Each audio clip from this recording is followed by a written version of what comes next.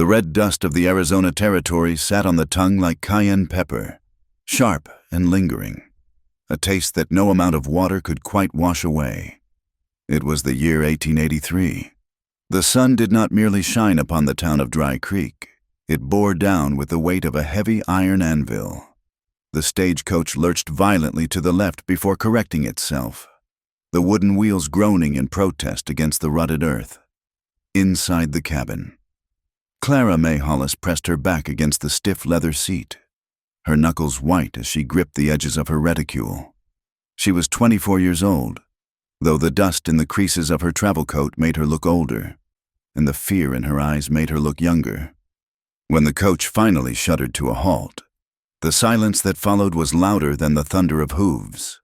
It was the silence of a predator noticing prey. "End of the line, folks," the driver hollered, his voice raspy from tobacco and trail grit. Clara took a breath that rattled slightly in her chest. This is it, she told herself. No looking back at Missouri, no looking back at the mud, the empty pantry, or the pitying glances of the church ladies. She touched the breast pocket of her coat. The letter was there. The promise was there. She stepped out into the blinding glare of the afternoon. The town was a haphazard collection of timber and adobe laid out along a single wide street that seemed to have been carved out of the scrubland with a dull knife. To her left was a mercantile with faded lettering. To her right, a saloon that already smelled of stale beer and sawdust even at this hour. The driver hauled her trunk down from the roof. It was a small thing, battered and scarred, much like Clara's own history. It hit the dirt with a hollow thud. "That be all for you, miss?" the driver asked, wiping his forehead with a rag that had seen better years. "Yes, thank you," Clara said. Her voice was steady, surprising her. She handed him a coin. "Is there a place where a carriage might wait? I am expecting someone." The driver squinted at her, his eyes traveling from the hem of her modest gray dress to the stray lock of chestnut hair escaping her bonnet. "Depends on who you're expecting. Most folks just wait at the saloon or the mercantile porch." He climbed back up, cracking his whip, and the coach pulled away, leaving Clara standing alone in a cloud of rising silt. As the dust settled, she felt the weight of eyes upon her. It was a physical sensation, like ants crawling on the skin. On the porch of the general store, 3 men stopped their conversation to stare. They did not look at her as one looks at a neighbor. They looked at her as one looks at a horse at an auction, checking the teeth in the gate. Across the street, 2 women carrying baskets slowed their pace. They leaned in close to one another, whispering behind raised hands, their gazes darting toward Clara's solitary figure and the single, pitiful trunk at her feet. "Mail order bride." The label hung in the air, unspoken but deafening. A woman did not arrive alone in a place like this, with nothing but a trunk and a letter, unless she was desperate or damaged. Clara lifted her chin. She was desperate, yes, but she would not be damaged. Not anymore. She needed to get out of the open. She dragged her trunk toward the boardwalk, the wood groaning under her boots. She spotted a sign swinging in the dried wind, Caldwell's Seamstress Dry Goods. A bell chimed as she pushed the door open, seeking refuge from the heat and the stairs. The interior was dim and smelled of lavender and starch. Behind a long counter stood a woman who looked as durable as a hickory stump. She was older, perhaps 50, with gray hair pulled back so severely it seemed to pull the wrinkles from her face. "I do not buy peddled goods," the woman said without looking up from the fabric she was measuring. "I am not selling anything," Clara replied.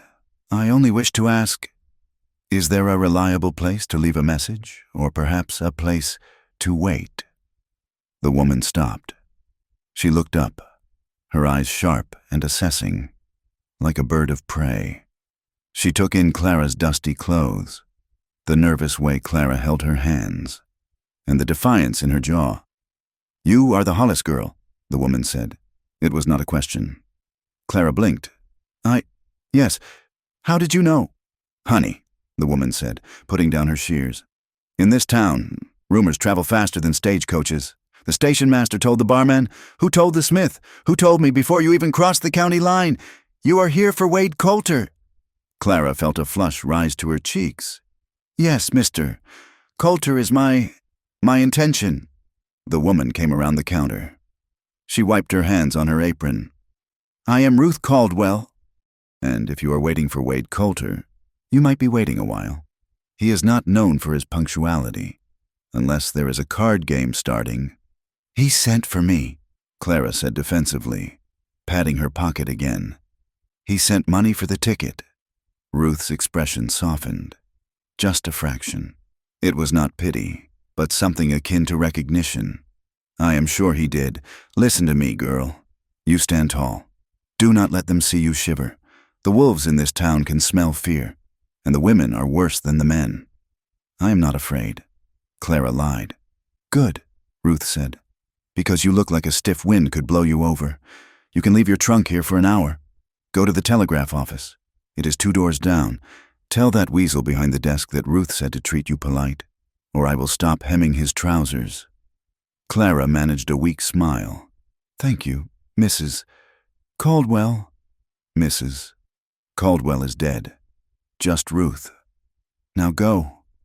Clara stepped back out into the heat. The sun was beginning its slow descent, painting the sky in bruised shades of purple and burnt orange.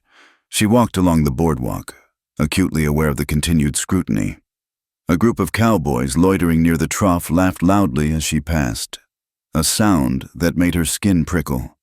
She reached the edge of the boardwalk where the town began to bleed into the wilder scrubland. There was a separation here, a visible line where the noise of the town faded. Just across the wash, a dry, rocky creek bed sat a structure that stood apart from the rest. It was a modest log cabin, low to the ground, built with care. Beside it was a forge, cold now, but the smell of iron and charcoal lingered in the air. A corral stood nearby, the fence posts straight and true, the ropes coiled with military precision. Standing on the porch of the cabin was a man. He was looking at her. He was not like the men in front of the saloon. He did not lean lazily against a post, nor did he hold a bottle. He stood with the stillness of a mountain lion. He was an Apache. His dark hair was cut shorter than she expected, but long enough to touch his collar. He wore a simple shirt and trousers, stained with the soot of his trade, but they were clean. He did not wave. He did not smile. He simply watched her, his face a mask of calm impassivity. In a town that looked at her with hungry eyes, his gaze was the only one that felt devoid of appetite. He looked at her as if she were simply another part of the landscape, neither good nor bad, just present. Clara's eyes were drawn to the forge. Hanging from a heavy iron bracket was a piece of metal, flattened and shaped by a hammer. Words were usually painted on wood in this town, fading and peeling. But this sign was forged from iron, black and permanent. It bore a single word. Keep. It was a strange word for a blacksmith. Not smithy, not horseshoes, just keep. To keep a promise, to keep away, to keep what is yours. The word felt heavy, like an anchor. Clara shivered, though the air was hot. She broke her gaze and hurried toward the telegraph office. Inside, the air was stifling and smelled of ink and stale tobacco smoke. The clerk, a thin man with spectacles that slid down his oily nose, looked up with a smirk. Well, he said. The mail order bride arrives? Wade surely does have luck with the ladies. Does he not? Clara stiffened. I am Clara May Hollis. I need to send a message to Mr. Wade Coulter, to let him know I have arrived. The clerk chuckled, a dry, rattling sound. He reached under the counter and produced a yellow slip of paper. Save your nickel. Miss, a message came in for you yesterday. I figured you would show up eventually. He slid the paper across the counter. Clara took it, her fingers trembling slightly. Clara, stop. Arriving tonight, stop. Wait at boarding house, stop. Wade. She stared at the words. He was coming tonight. The letters she had received over the past 6 months had described a man who was busy with his ranch, often out on the range for weeks. For him to be here, ready and waiting, felt efficient, unusually so. "He is coming tonight," Clara whispered. "So it says," the clerk said, leaning back. "Wade Coulter, the doting groom. Who would have thought?" His tone suggested he thought exactly the opposite. Clara folded the telegram and placed it in her pocket next to her letter. "Thank you. There is a room at Mrs. Danner's boarding house, just across the street, though I reckon Mrs. Danner will want to see the color of your coin before she gives you a key." Clara nodded and turned to leave. As she walked out, she heard the clerk mutter something to himself, followed by a laugh, but she refused to turn back. Mrs. Danner was exactly as the clerk had implied, a woman whose face seemed permanently set in a grimace of disapproval. She looked at Clara's wedding ring finger, noted the absence of gold, and sniffed audibly. $1 a night, Mrs. Danner said. "Meals are extra, and no male visitors in the room. If Mr. Coulter comes, he waits in the parlor. This is a respectable establishment." "I understand," Clara said, counting out the coins. It was a significant portion of what she had left. "He will be here this evening." "We shall see," Mrs. Danner said, handing over a heavy brass key. The room was on the second floor, small and stiflingly hot. The wallpaper was peeling in the corners, revealing the rough wood beneath. A single iron bed frame took up most of the space, covered by a quilt that had been washed until the colors were gray ghosts of their former selves.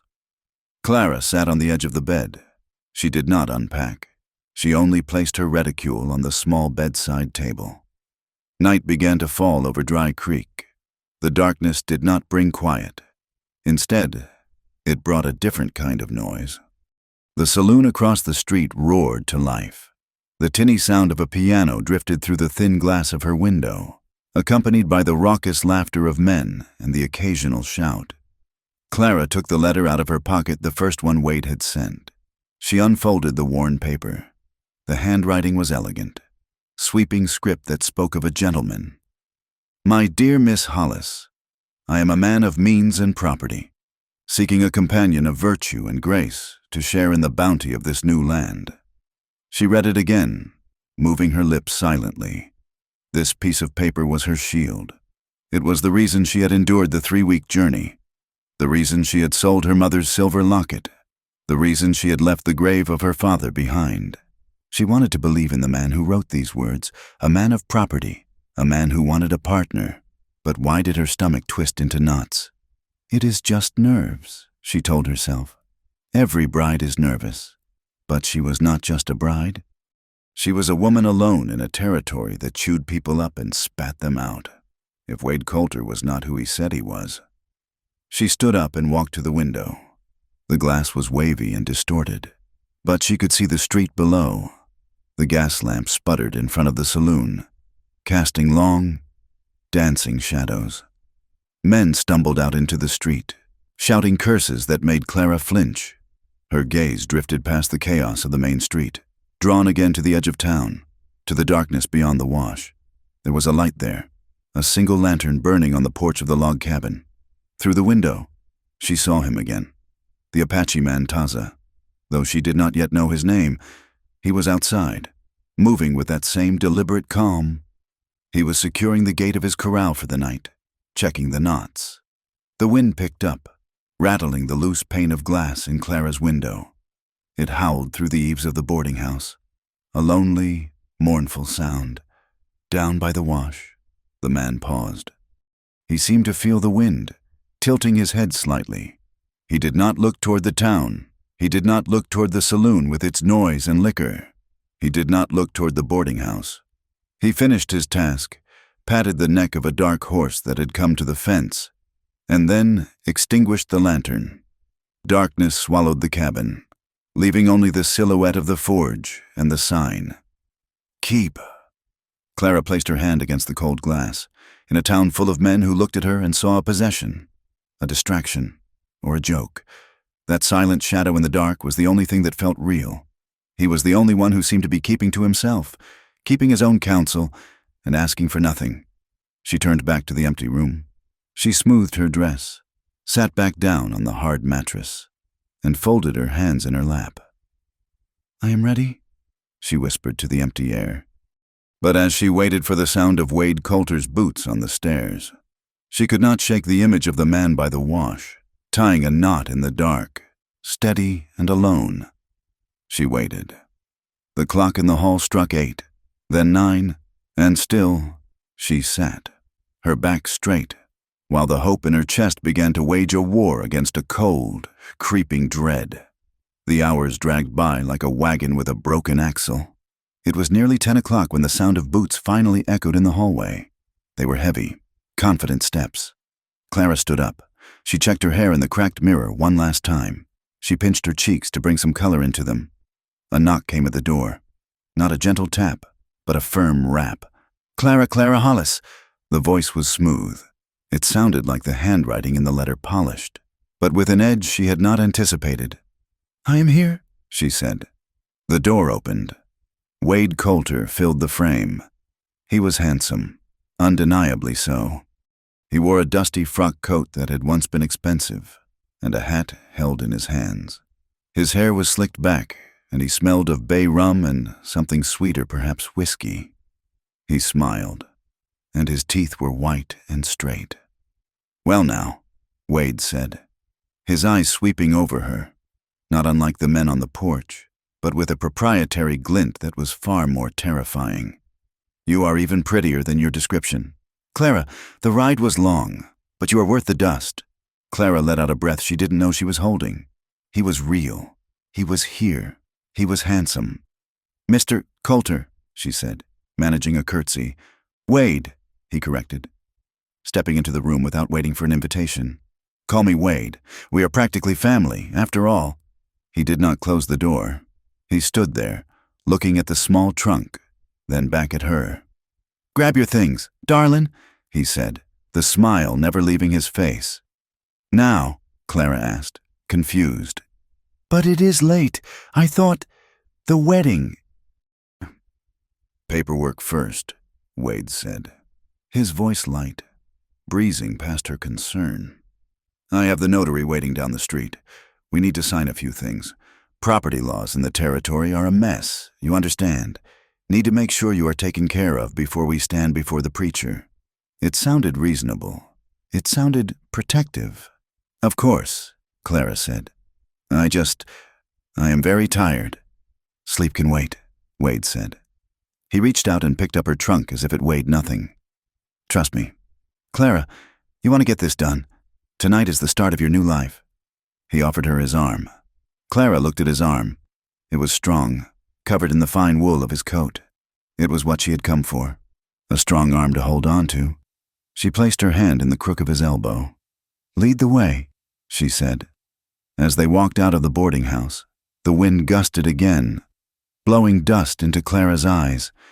She blinked, tearing up, and for a fleeting second, her gaze darted toward the darkness at the edge of town.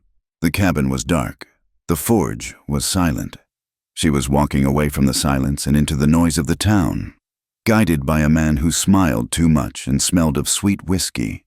Character versus society. Character versus self. The war had begun, though Clara May Hollis did not yet know the first shot had been fired. The walk to the notary office felt less like a procession to a wedding and more like a march into a dense fog, despite the dry clarity of the night air.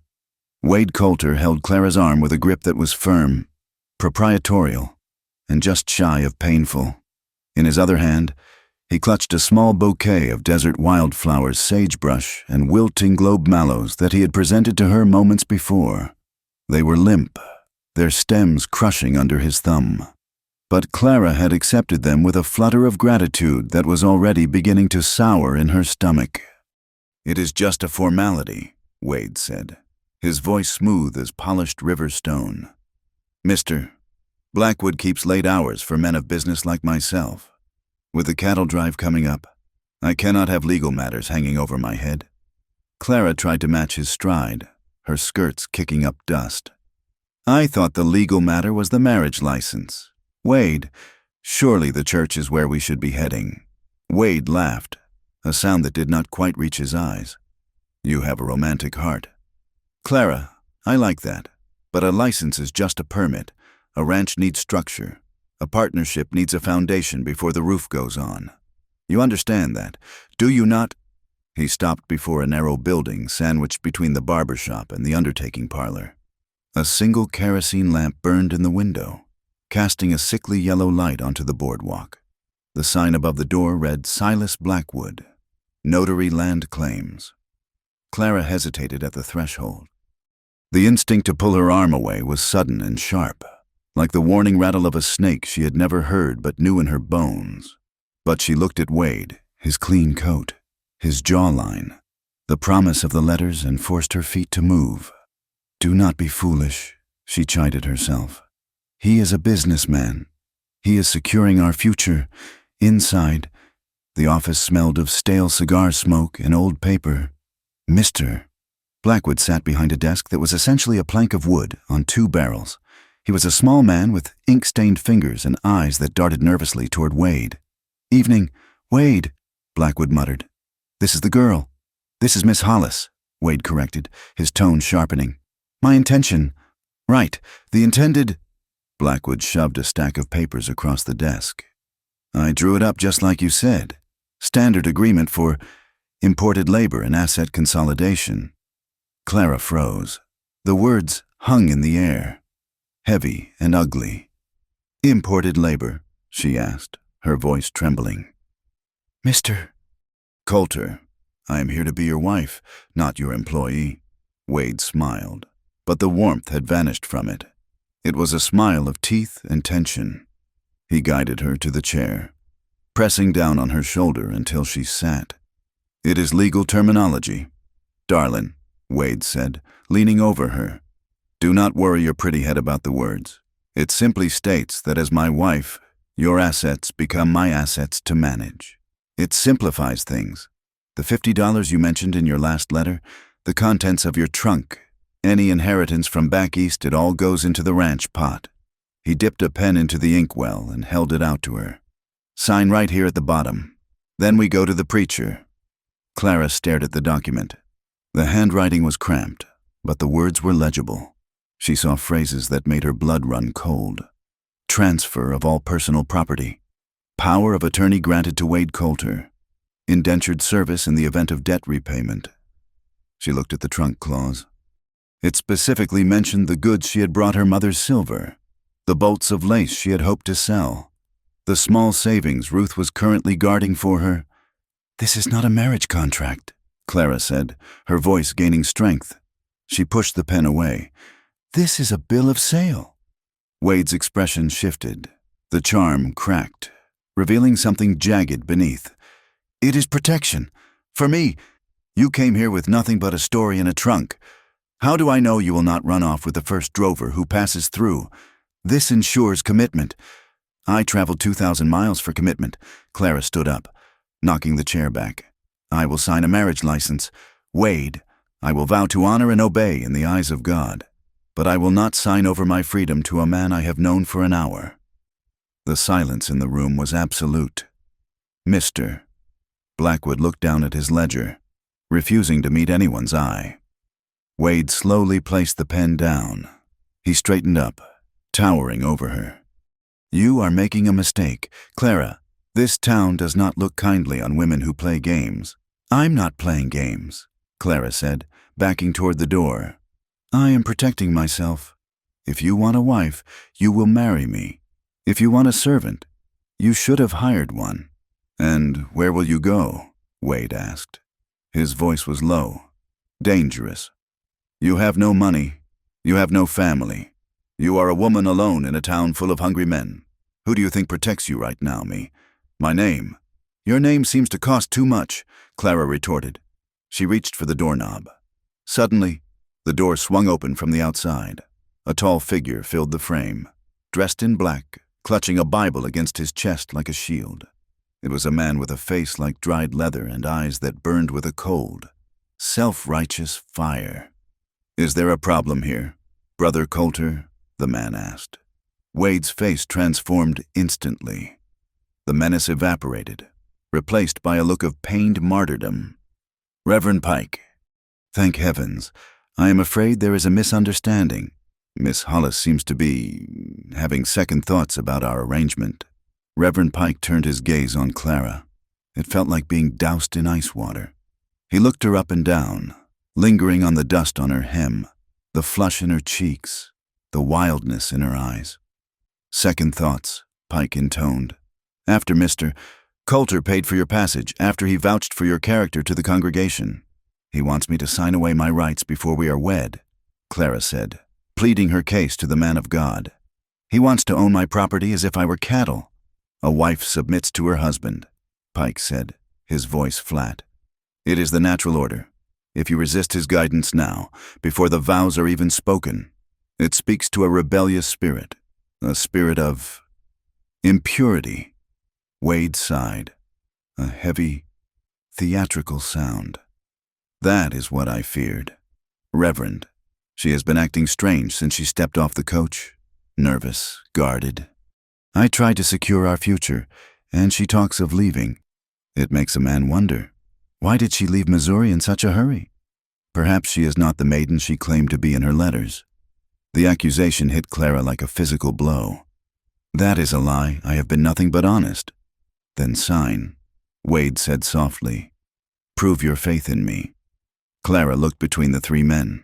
The weak notary, the manipulative groom, and the judgment-filled preacher. They formed a wall of male authority, impenetrable and suffocating. "No," Clara whispered. Wade looked at the Reverend. "You see, she breaks her word. I cannot marry a woman I cannot trust. Reverend, it would bring shame upon my house." Pike nodded grimly. "You are wise. Wade, a woman who travels alone, who refuses the protection of a good man. She brings scandal wherever she goes." He looked at Clara with sneering disdain. "The church cannot bless a union built on deceit, Miss Hollis. And this town has no place for women of loose morals." "I have done nothing wrong," Clara cried, but the verdict had already been passed. "Get out," Wade said. He was no longer looking at her. He was inspecting his fingernails. "Go back to the gutter you crawled out of, but do not think you are taking my money with you." Clara fled. She threw the door open and stumbled out onto the boardwalk, gasping for air. The night felt cooler now, hostile. She ran back toward the boarding house, her mind racing. She had to get her trunk. She had to get to Ruth. But the poison traveled faster than her feet. When she reached Mrs. Danner's boarding house, her trunk was already sitting on the porch. The heavy front door was barred. Clara pounded on the wood. "Mrs. Danner, please let me in." The small viewing latch slid open. Mrs. Danner's eyes appeared, narrowed and cold. "I run a respectable house. Miss Hollis, Reverend Pike just sent word. We do not harbor women who cheat honest men." "He is lying," Clara screamed, the desperation finally cracking her voice. "He tried to rob me. Mr. Coulter is a deacon." "Mrs. Danner snapped. "You are astray. Take your things and go before I call the deputy." The latch slid shut with a finality that echoed in the street. Clara turned around. A small crowd had gathered near the saloon. Men were pointing, laughing. She heard snippets of their conversation. "Refused him. Probably has a lover back east. Mail-order whore." The shame burned hotter than the Arizona sun. She grabbed the handle of her trunk. It was heavy, laden with everything she owned, but fear gave her strength. She began to drag it down the street, away from the light of the saloon, away from the judgmental eyes of the boarding house. "Hey there, darling," a voice called out from the shadows. "Wade does not want you, but I got a few dollars." Clara walked faster. Her breath hitched in her throat. She needed to find Ruth. But as she neared the seamstress shop, she saw the lights were out. The sign in the window said, "Closed." Clara raised her fist to knock, but a hand grabbed her shoulder from the alleyway. Clara spun around, raising her reticule to strike, but she stopped when she saw the face. It was Ruth.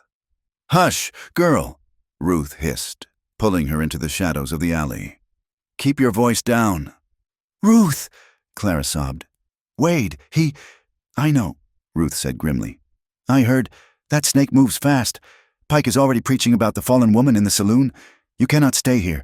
They are drunk, and they feel self-righteous. That is a bad combination. Where do I go? Clara asked, wiping her eyes. I have nowhere. Ruth looked toward the edge of town, toward the darkness where the desert began. You go to the wash. You go past the livery. No one goes out there at night. The superstitions keep them away. You wait until morning. Then we figure out a way to get you on the next stage. But my things, I will help you carry it to the edge, Ruth said. But I cannot be seen with you. Clara, if Pike sees me aiding a sinner, he will burn my shop down with his sermons. I have to live here. It was a hard truth, but Clara accepted it. Thank you, Ruth. They moved quickly, sticking to the shadows behind the buildings. The noise of the mob grew louder, a chaotic mix of piano music and jeering laughter. They were hunting for sport now. They reached the end of the buildings. The ground turned from packed dirt to loose gravel and scrub. The wash was a black scar in the earth ahead of them. Go, Ruth whispered, pressing a small bundle of bread and cheese into Clara's hand. Hide in the mesquite. Do not light a fire. Ruth turned and hurried back toward safety. Clara was alone. She gripped the leather handle of her trunk with both hands and pulled. The wheels caught on rocks. The weight of it tore at her muscles. She was dragging her past, her failed hopes, her very identity through the dirt. Just a little further, she told herself. Just past that ridge. Her foot caught on a hidden root. Clara pitched forward. She tried to catch herself, but the momentum of the heavy trunk was too much. She slammed into the hard earth, her palms scraping raw against the gravel. Behind her, the trunk hit a large rock. The latch, old and worn, snapped with a sharp metallic crack. The lid flew open. In the pale moonlight, Clara watched as her life spilled out. Her white Sunday dress tumbled into the red dust. The packet of letters Wade's lies scattered like dry leaves. Her mother's Bible landed face down in the dirt. The small velvet bag holding the few coins she had left rolled away into the darkness. No, Clara whimpered. She scrambled on her hands and knees, grabbing at the items. She tried to brush the dust off the white dress, but her hands were dirty, and she only smeared red clay into the lace. No, please, no. It was a pathetic sight. A woman on her knees in the dirt, trying to put a broken life back into a broken box, while the town that had rejected her laughed in the distance. She clutched the dress to her chest and curled into a ball. The tears finally came, hot and blinding. She had tried to be good. She had tried to be strong. And for what, to be broken in the middle of nowhere by a man with a nice smile? The sound of footsteps stopped her crying. They were not the heavy, stumbling boots of a drunkard. They were soft, rhythmic, and deliberate, the sound of moccasins on stone. Clara froze. She looked up. A light appeared. It was not the harsh glare of a street lamp, but the warm, contained glow of a storm lantern. The light moved closer, illuminating a pair of trousers, then a simple shirt, and finally, a face. It was the Apache man, the blacksmith. He stood a few feet away, the lantern held low. He was not looking at her with pity. He was not looking at her with lust. He was looking at the scattered contents of her trunk, the Bible, the dress, the letters, as if reading the story of her disaster in the dust. He did not move to help her pack. He did not offer a hand to pull her up. He simply stood witness. Clara wiped her face with the back of her dirty hand, shame burning through her. Go away, she croaked. Have you not seen enough? Go tell them where I am so they can finish it. The man remained silent for a long moment. He looked toward the town, where the noise of the saloon was a distant roar, and then he looked back at her. His eyes were dark, like obsidian, reflecting the lantern flame. They are loud, he said. His voice was deep, textured like the rough earth, but quiet. The wind carries their lies. Clara stared at him. He stepped closer, placing the lantern on a flat rock so that it illuminated the circle of her scattered belonging. I am ruined, Clara whispered, the fight draining out of her. They say I am... I heard what they say, the man interrupted. He did not raise his voice, but the authority in it stopped her. He looked her directly in the eyes. There was no judgment there, only a terrifying clarity. "You are here," he said. "The mud is here. The sky is here. What they say is over there." He gestured vaguely toward the town lights. He crouched down, not to touch her, but to meet her gaze on her level. "You do not belong to the Whispers," he said. The words hung in the air, simpler and truer than anything she had heard since leaving Missouri.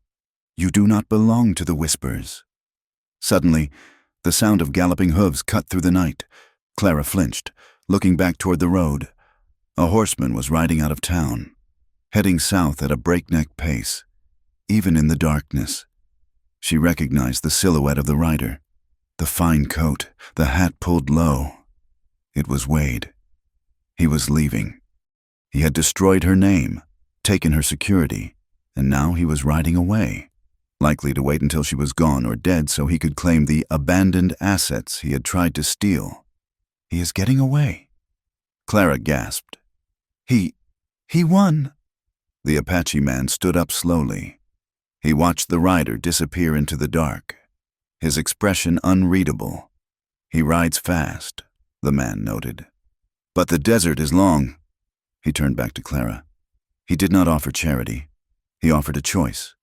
He gestured slightly toward the small cabin across the wash, where the sign "Keep" hung in the shadows. "The coyotes come out when the moon is high," he said. "You can stay here with your broken box, or you can stand up." Clara looked at the retreating dust of Wade's horse, then at the silent, steady figure of the blacksmith. She looked at the town that had spat her out, and then at the dark, unknown world behind this stranger. Fear gripped her throat. This was not the plan. This was not the safety she had bought a ticket for. This was wild, dangerous, and forbidden. But as the wind howled through the canyon, carrying the scent of rain and sage, Clara realized that the plan was dead in the dirt. She looked at Taza, and for the first time that night, she did not feel small. She felt terrifyingly, completely awake. The darkness of the desert waited, and the man with the lantern waited with it. The cabin smelled of pinewood, cured leather, and the lingering metallic scent of the forge that drifted in through the cracks in the walls. It was a masculine smell, clean and sharp, devoid of the lavender sachets and stale potpourri that had choked the air in the boarding house. Clara stood in the center of the single room, her hands still trembling from the walk across the wash. Her trunk, with its broken latch, sat near the door like a wounded animal. Taza moved around the space with an economy of motion that was almost hypnotic to watch. He did not rush to comfort her. He did not offer empty platitudes about how everything would be fine. He lit a second oil lamp, casting a warm, amber glow against the rough-hewn logs. "There is water in the bucket," Taza said, gesturing to a corner. "There is a blanket on the shelf." He pointed to a small alcove separated from the main room by a hung blanket of heavy wool. "You sleep there. I sleep here, by the door." Clara gripped her elbows, feeling the chill of the desert night seeping into her bones now that the adrenaline was fading. "Mr. Taza, I cannot pay you. The money I have left is barely enough for a week of food, and Wade has claims on that too. He says—" Taza stopped. He turned to face her. In the lamplight, his face was all planes and angles, carved from granite. "I did not ask for payment, but people will talk," Clara whispered. "They are already talking. If I stay here, they talk because they are afraid of the quiet," Taza said. He walked over to the door and checked the heavy wooden bar. Then he looked at her, his dark eyes serious. "Listen to me, Miss Hollis. In this house, there is a law. It is not the town law. It is mine." He stepped back, creating a deliberate distance between them. "Here, no one touches anyone if the other does not want it. You are safe from the wind. You are safe from the coyotes. And you are safe from me." Clara looked at him, searching for the deception she had learned to expect from men. She found none. There was only a calm, terrifying honesty.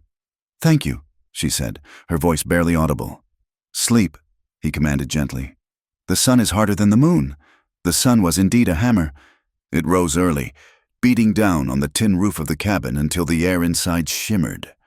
Clara woke to the sound of metal striking metal. The rhythmic clang, clang, clang was a heartbeat that shook the dust from the rafters. She dressed quickly in her wrinkled travel dress, splashing her face with the cool water from the bucket. When she stepped outside, the world was blindingly bright. Taza was at the forge, his shirt sleeves rolled up, revealing arms corded with muscle. He was shaping a horseshoe, his focus absolute. He nodded to her but did not stop his work. Clara realized quickly that survival here was not a passive act. In Missouri, water came from a pump in the kitchen. Here, Taza pointed to a well 50 yards away. 2 buckets, he said during a break, wiping sweat from his brow. 1 for the house, 1 for the horses. Clara took the buckets. They were heavy oak, bound with iron. The walk to the well was easy. The walk back, with the water sloshing over her boots and the handles digging into her palms, was a lesson in humility. She stumbled, spilling half the contents into the thirsty red dirt. She expected him to scold her or, worse, to laugh. Wade would have laughed. Taza merely watched her go back to the well. He let her struggle. He let her learn the weight of the water. By the 3rd day, her hands were blistered. Her skin, usually pale, was beginning to turn the color of toasted oats. She learned that everything in this land bit, stung, or scratched. The mesquite trees had thorns. The rocks held heat that could burn skin. One afternoon, while gathering dried sagebrush for kindling, she heard a sound like dry leaves rattling, though there was no wind. She froze, her hand inches from a shadowed crevice. "Do not move!" Taza's voice came from behind her. It was low, urgent, but not loud. Clara held her breath. A diamondback rattlesnake was coiled in the shade, its triangular head drawn back to strike. Taza stepped into her vision slowly. He held a long stick with a forked end. He did not strike the snake. He did not kill it in a panic. With a fluid motion, he hooked the snake gently behind the head and lifted it, tossing it far out into the scrubland away from the house. "It was sleeping," Taza said, lowering the stick. "You stepped on its shadow?" Clara let out a shaky breath, her knees giving way. She sat hard on the dirt.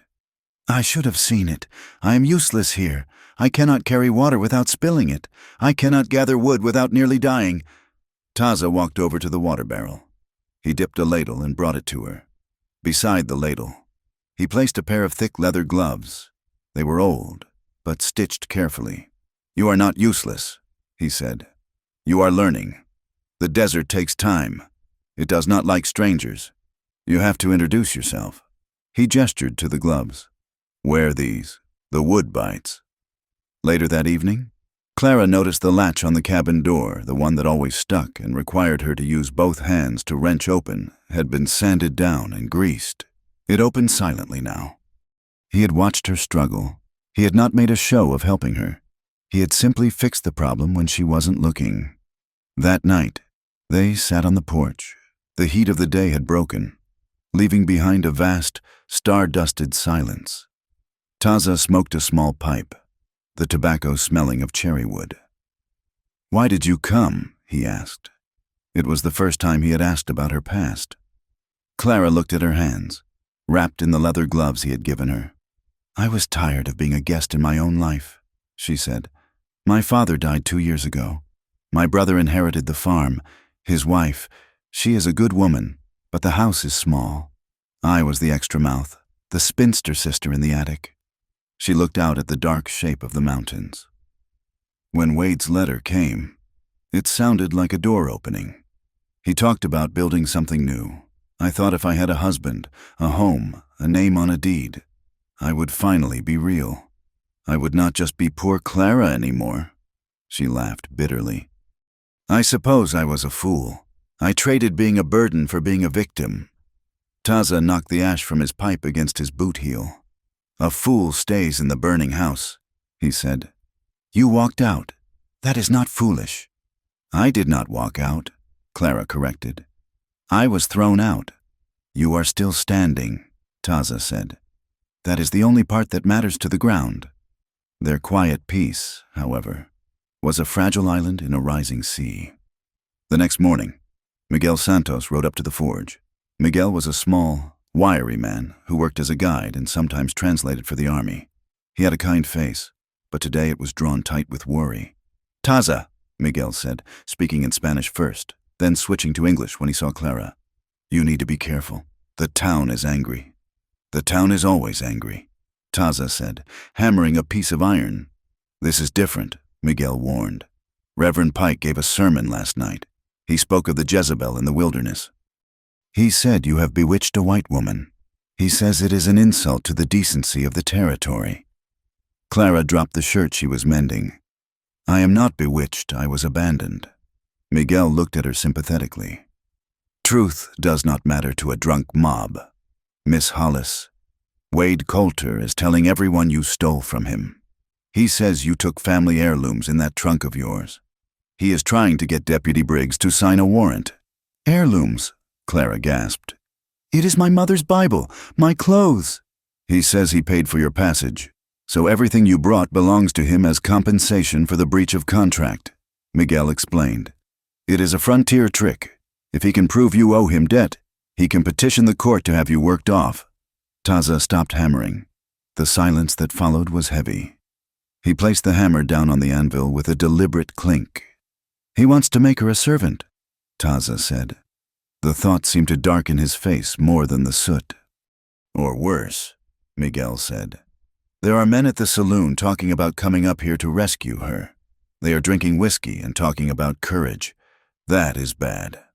Taza wiped his hands on a rag.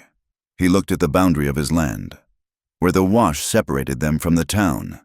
"Tell Briggs that if any man crosses the wash with a weapon, he will not walk back," Taza said. His voice was flat, devoid of bluster. It was a statement of fact, like saying the sun would set. "Taza!" Clara stepped forward, panic rising in her chest. "No, you cannot fight the whole town. They will hang you. They are looking for an excuse." "I will not let them touch you," Taza said to her. "I am not worth your life," Clara argued.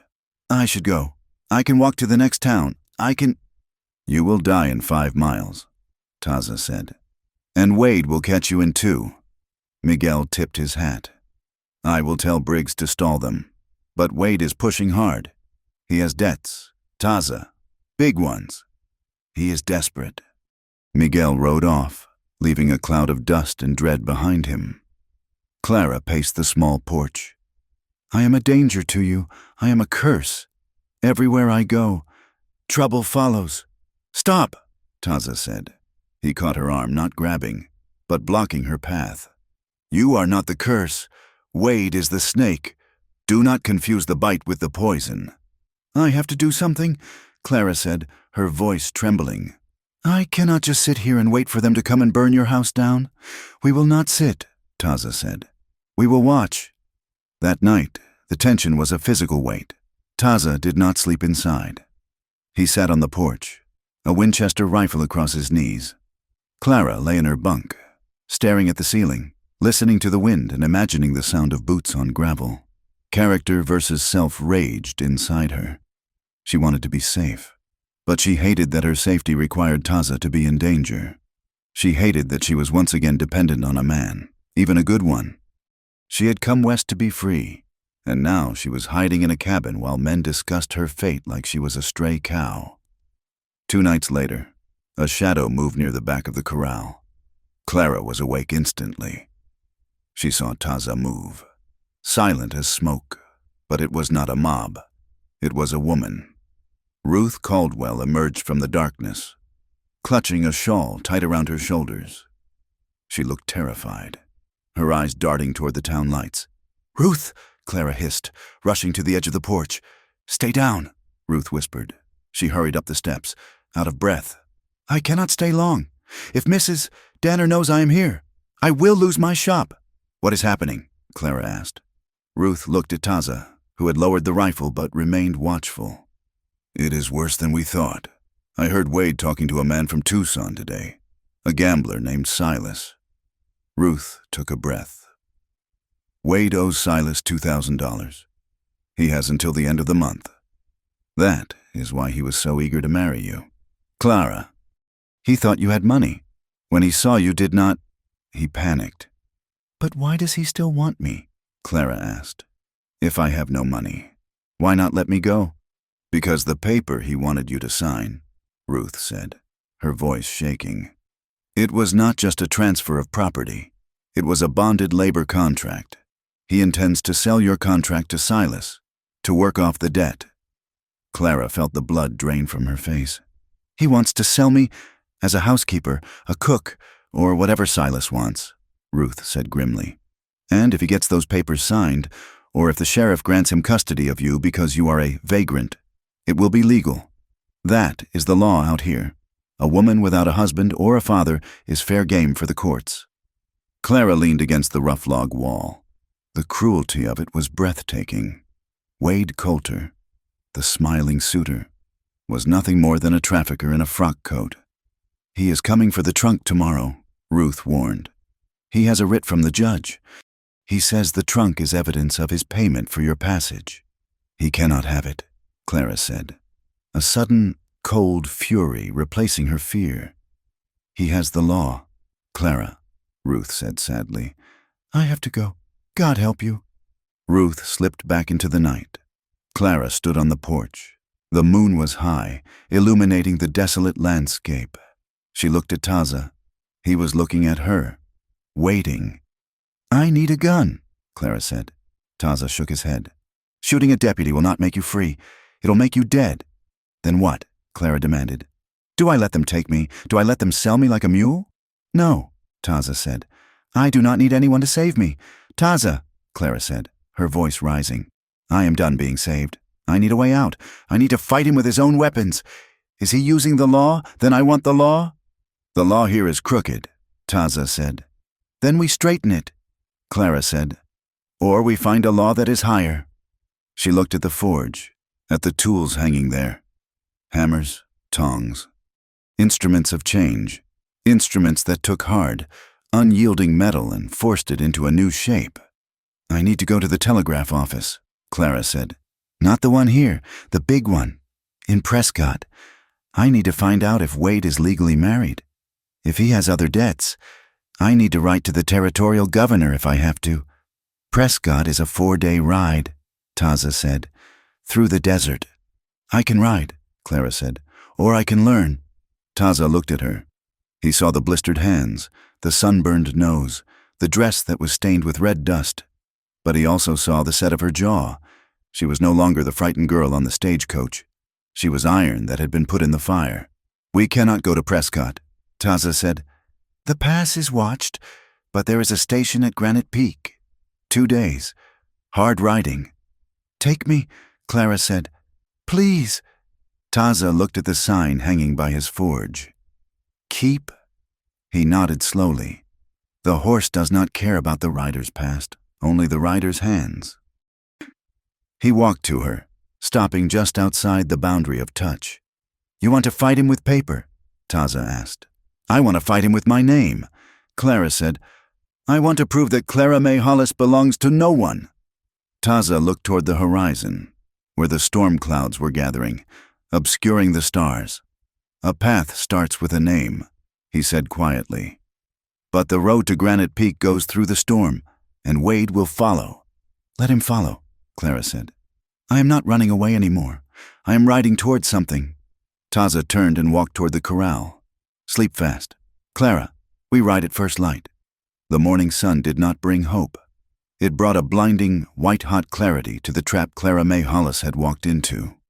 She sat at the rough-hewn table in Taza's cabin, a tin cup of coffee growing cold between her hands. Opposite her, Taza was oiling a bridle, his movements methodical and calm, but his eyes were fixed on the dusty window pane. It is called the Vagrancy Act, Clara said, her voice hollow. She had pieced it together from the warnings Ruth had whispered and the snippets of law she remembered from back home. If a woman has no husband, no father, and no visible means of support, she is a ward of the territory. The sheriff can arrest her for her own protection. Taza paused, the rag in his hand stilling over the leather. and the sheriff decides where she stays. Or he releases her into the custody of a responsible citizen who claims her. Clara finished. The coffee tasted like ash in her mouth. Wade does not need to marry me to own me. He just needs to wait until my money runs out, have me arrested for having nowhere to sleep, and then sign a paper taking responsibility for my welfare. It was a cage built of words and stamped with an official seal. It was terrifyingly efficient. He will not wait for the money to run out, Taza said. He is impatient. He has debts. I cannot stay here forever, Clara said, looking around the small, neat cabin that had been her sanctuary. Living with an Apache man without marriage. They will use that too.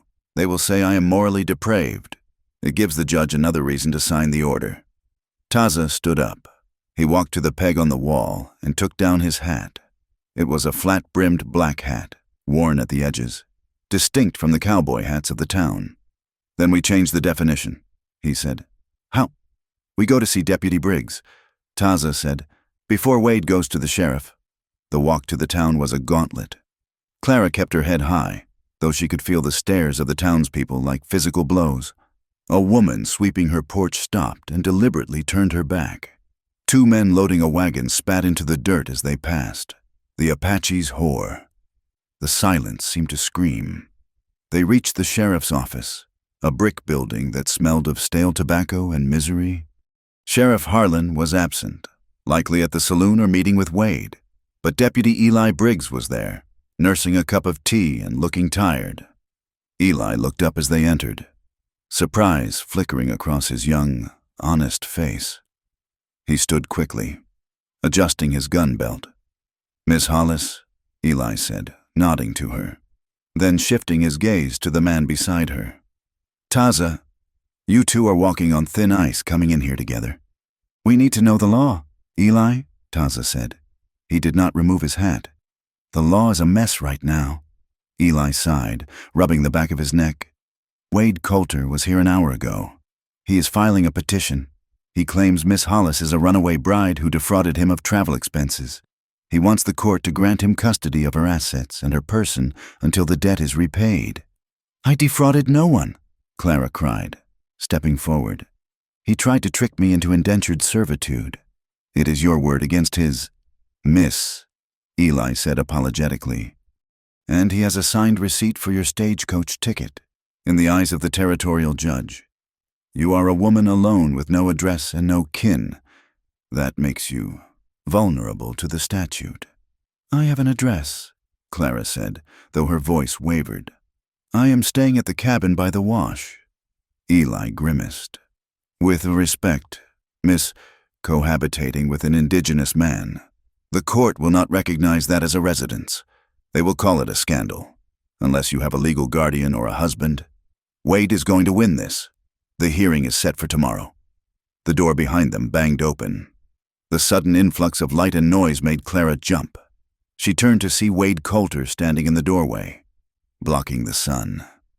He was dressed in his finest suit, flanked by two men who looked less like ranch hands and more like hired muscle. Well, well, Wade said, a cold smile stretching his lips.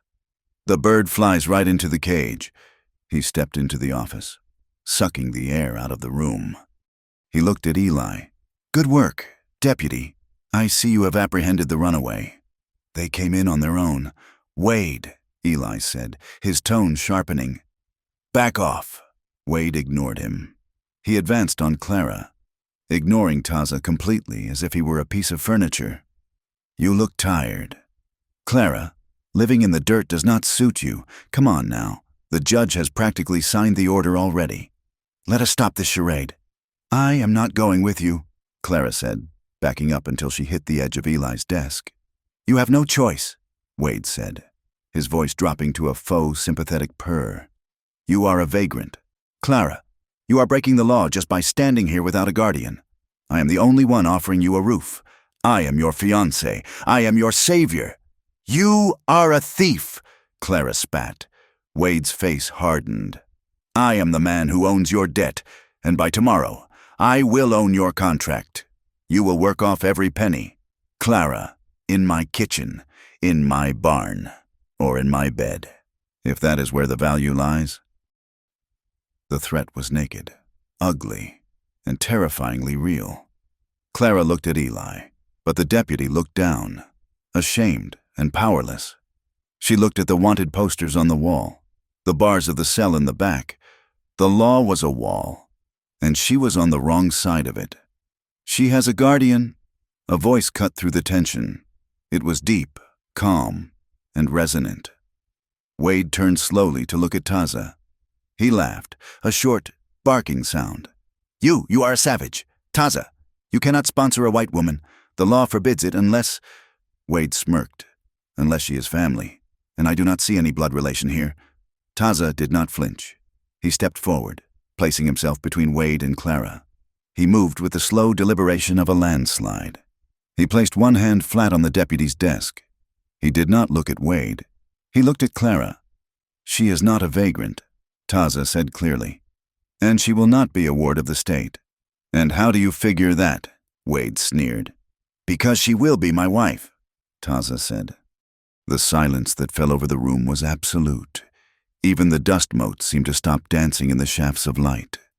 Wade's mouth opened, but no sound came out. Eli Briggs stared, his pen hovering over the blotter. Clara felt her heart stop, then hammer against her ribs like a trapped bird. She stared at Taza's profile. He was not looking at her with the desperation of a man in love, nor the greed of a man making a purchase. He looked like the mountain that withstood the storm. "She will bear my name," Taza continued, his voice steady, anchoring the room. "If she agrees," Wade found his voice. "That is illegal. A white woman cannot—" "Check your books, deputy," Taza said, his eyes finally locking onto Eli. "The Territory Law of 1864. It was amended. Intermarriage is legal if the man is a property owner and a citizen. I am both. I have the deed to the forge. I have the papers from the army for my service as a scout." Eli blinked, then scrambled to pull a heavy leather-bound book from the shelf behind him. He flipped through the pages frantically. He is right, Wade," Eli said, looking up, a ghost of a smile touching his lips. "If he has the deed and the discharge papers, he is a citizen. If they marry, she is not a vagrant. She is a wife, and her property becomes joint property, protected from prior unproven claims." Wade's face turned a violent shade of red. "This is a trick. She would never marry him. He is an Apache." He turned his fury on Clara. Tell him you would rather rot in a cell than bed a savage." Clara looked at Wade. She saw the sweat on his upper lip, the cruelty in his eyes, the desperation of a man who saw his prize slipping away. Then she looked at Taza. Taza did not beg.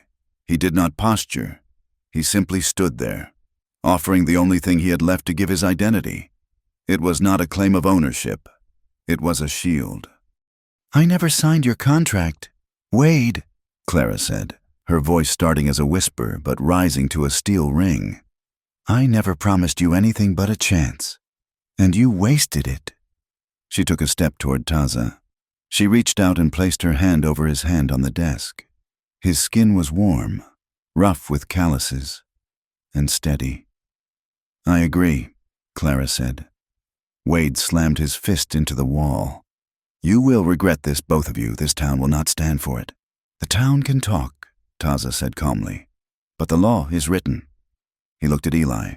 "Draw up the license. Deputy, we will sign it now." The walk back to the cabin was different. The silence between them was not heavy with dread, but vibrating with something new, something undefined. When they reached the safety of the porch, Clara collapsed onto the bench. Her legs were shaking so badly she could no longer stand. Taza went to the water barrel and brought her a ladle. She drank greedily, the water spilling down her chin. "You did not have to do that," she whispered, wiping her mouth. "You tied yourself to me. Now his enemies are your enemies. His enemies were already my enemies," Taza said. He sat on the railing, looking out at the scrubland. "Wade wants the water rights to the wash. He wants to drive me out. You were just another tool he tried to use. But marriage—" Clara looked at the piece of paper Eli had given them. It was folded in her hand. "It is permanent. Taza, you gave me your name." Taza turned to her. The setting sun cast long shadows across his face, softening the hard angles. "A name is just a coat.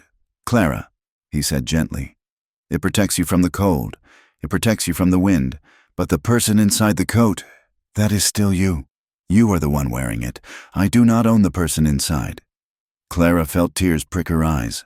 After Wade's attempts to catalog her like livestock, Taza's offer of a coat felt like the most romantic thing she had ever heard. "I am still me," she repeated. "You are still you." Taza affirmed. "You cook if you want. You ride if you want. You leave if you want. But as long as you have the name, they cannot take you." Night fell, bringing a chill that had nothing to do with the temperature. They built a fire in the hearth, the flames licking at the dry mesquite wood. They sat on the rug before the fire. The barrier of the room him at the door.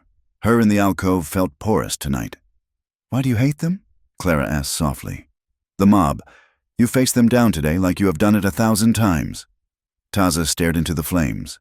"I have—" He picked up a piece of wood, turning it over in his hands. 10 years ago.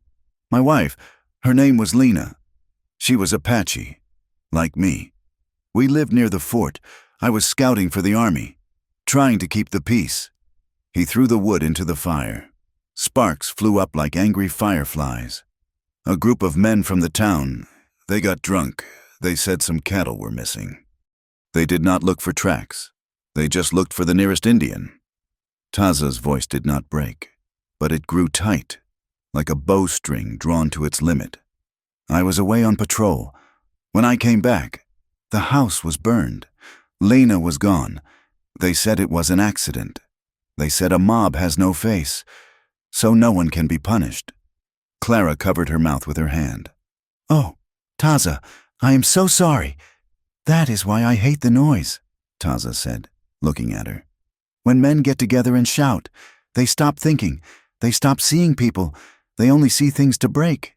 He looked at her, and the intensity in his eyes took her breath away. "I saw them looking at you that first night, the same look. I promised myself I would not let the fire take another innocent thing." Clara's heart ached for him, for the silent, stoic grief he carried. She realized then that his protection of her was not just about justice. It was an act of defiance against the cruelty that had broken his life.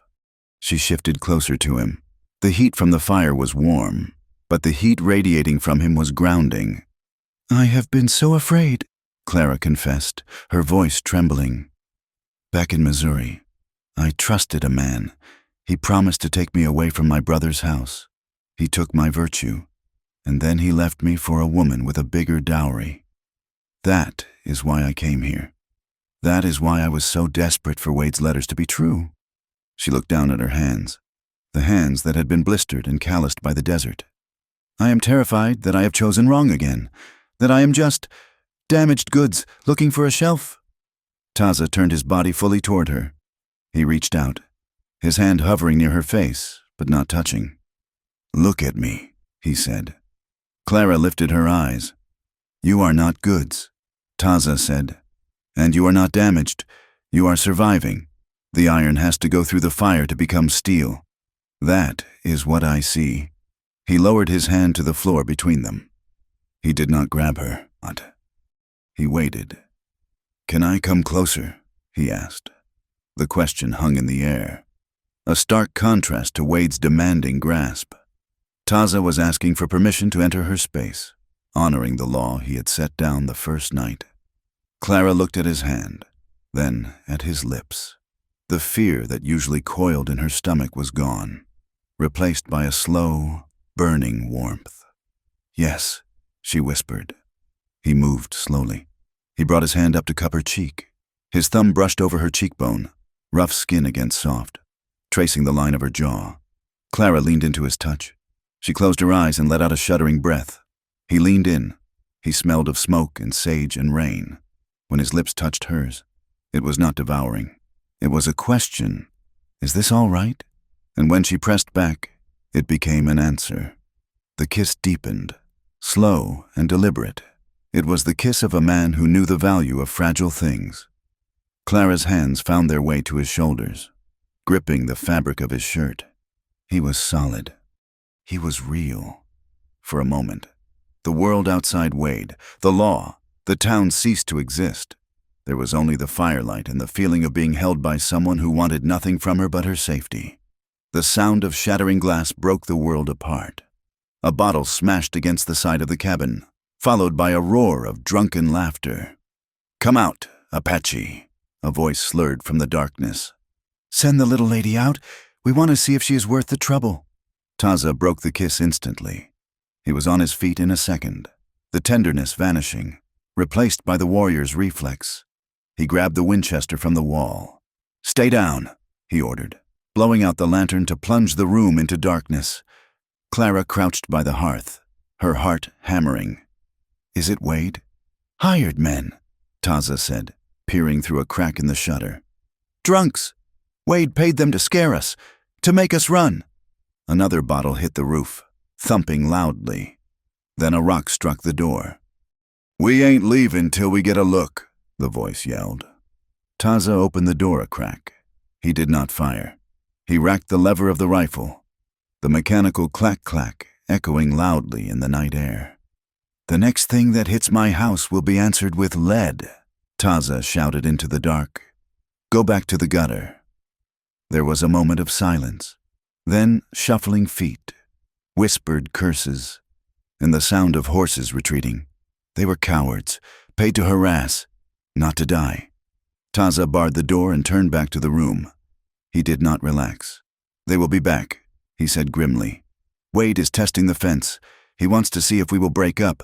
He paced the room, the rifle still in his hand. He knows about the marriage license. He knows the vagrancy trap failed. Now he will use force. He will claim I kidnapped you, or that I coerced you. He will use the mob to do what the law refused to do. "What do we do?" Clara asked, standing up. She was done hiding. Taza looked at her. "We cannot stay here. If we stay, there will be blood. And once blood is spilled, the army will come, and they will side with the white men." He went to the window, watching the horizon where the first hint of gray dawn was beginning to smudge the sky. "I found tracks this morning," Taza said. "Before we went to town. 2 men, scouting the wash. They were measuring the water flow." "Wade does not just want you. Clara! He wants the land. He needs the deed to the forge to control the water access for the railway." Clara gasped. "So I'm just an excuse. You are the key," Taza said. "If he gets you, he breaks me. If he breaks me, he takes the land." He turned to her. "We need to go to Granite Peak." "The telegraph station." "Yes," Taza said. "It is the main hub for the territory. The operator there is a federal man, not paid by the town. We can send a wire to the governor. We can request a federal marshal to investigate Wade's debts and his fraud." "But Granite Peak is through the desert," Clara said, "and Wade will be watching the road." "We will not take the road," Taza said. "We will go through the Badlands. It is hard. There is little water, but they will not expect a wagon to go that way." "A wagon. We have to make it look like we are fleeing," Taza said. "But we are not fleeing. We are flanking them."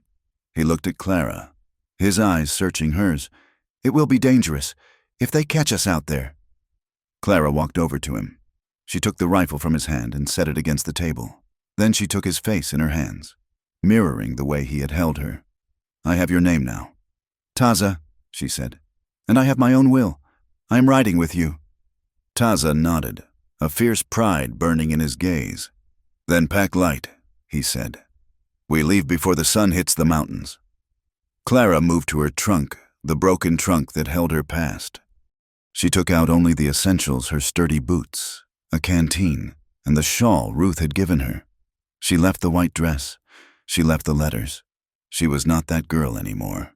She was Clara Daza, and she was going to war for her home. The Badlands between Dry Creek and Granite Peak were not merely a stretch of earth. They were an open wound in the geography of the territory. It was a landscape of jagged basalt, twisted mesquite, and silence so profound it felt like a physical weight pressing against the eardrums. Clara rode the mare Taza had saddled for her.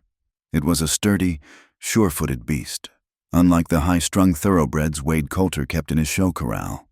She gripped the reins with hands that were wrapped in linen strips beneath her leather gloves, protecting the blisters that had not yet healed. In her saddlebag, wrapped in oilcloth, sat the evidence the letters Wade had sent, a ledger Ruth had stolen from the saloon which detailed Wade's gambling debts, and a sworn statement Miguel had hurriedly dictated to Deputy Eli before disappearing. Taza rode ahead, his posture relaxed but alert. He did not ride like the cowboys who sat heavy in their saddles. He moved with the horse, a fluid extension of the animal's spine. Every few miles, he would stop, stand in his stirrups, and scan the horizon where the heat shimmered like water. "They are behind us," Taza said, his voice carrying over the dry wind. He did not shout. He knew sound traveled far in this emptiness. Clara urged her mare alongside him. "How close? Close enough to smell the dust we kicked up," Taza replied.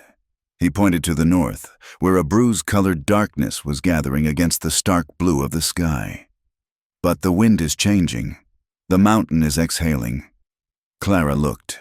The horizon was disappearing.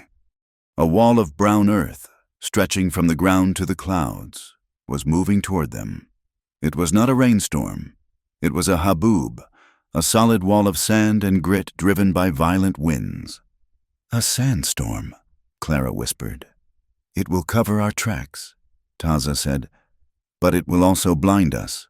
We need to reach the devil's throat before it hits. There is shelter in the rocks." They pushed the horses hard. The air grew heavy and static-charged, making the hair on Clara's arms stand up. The sun was blotted out, turning the afternoon into a sickly, sepia-toned twilight. Just as they reached the entrance to the Devil's Throat, a narrow, twisting canyon carved by ancient floods, the wind struck. It was not a gust. It was a physical blow. Sand scoured Clara's face, stinging like 1,000 wasps. She pulled her scarf up over her nose and mouth, squinting her eyes until they were mere slits. The horses whinnied in panic, tossing their heads. "Keep close," Taza shouted, grabbing the bridle of her mare. They fought their way into the canyon, the roar of the wind deafening. Taza led them into a deep undercut in the canyon wall, a natural amphitheater protected from the worst of the gale. They dismounted, huddling against the stone. For 2 hours, the world was nothing but noise and grit. Clara sat with her knees pulled to her chest, the taste of dust coating her tongue.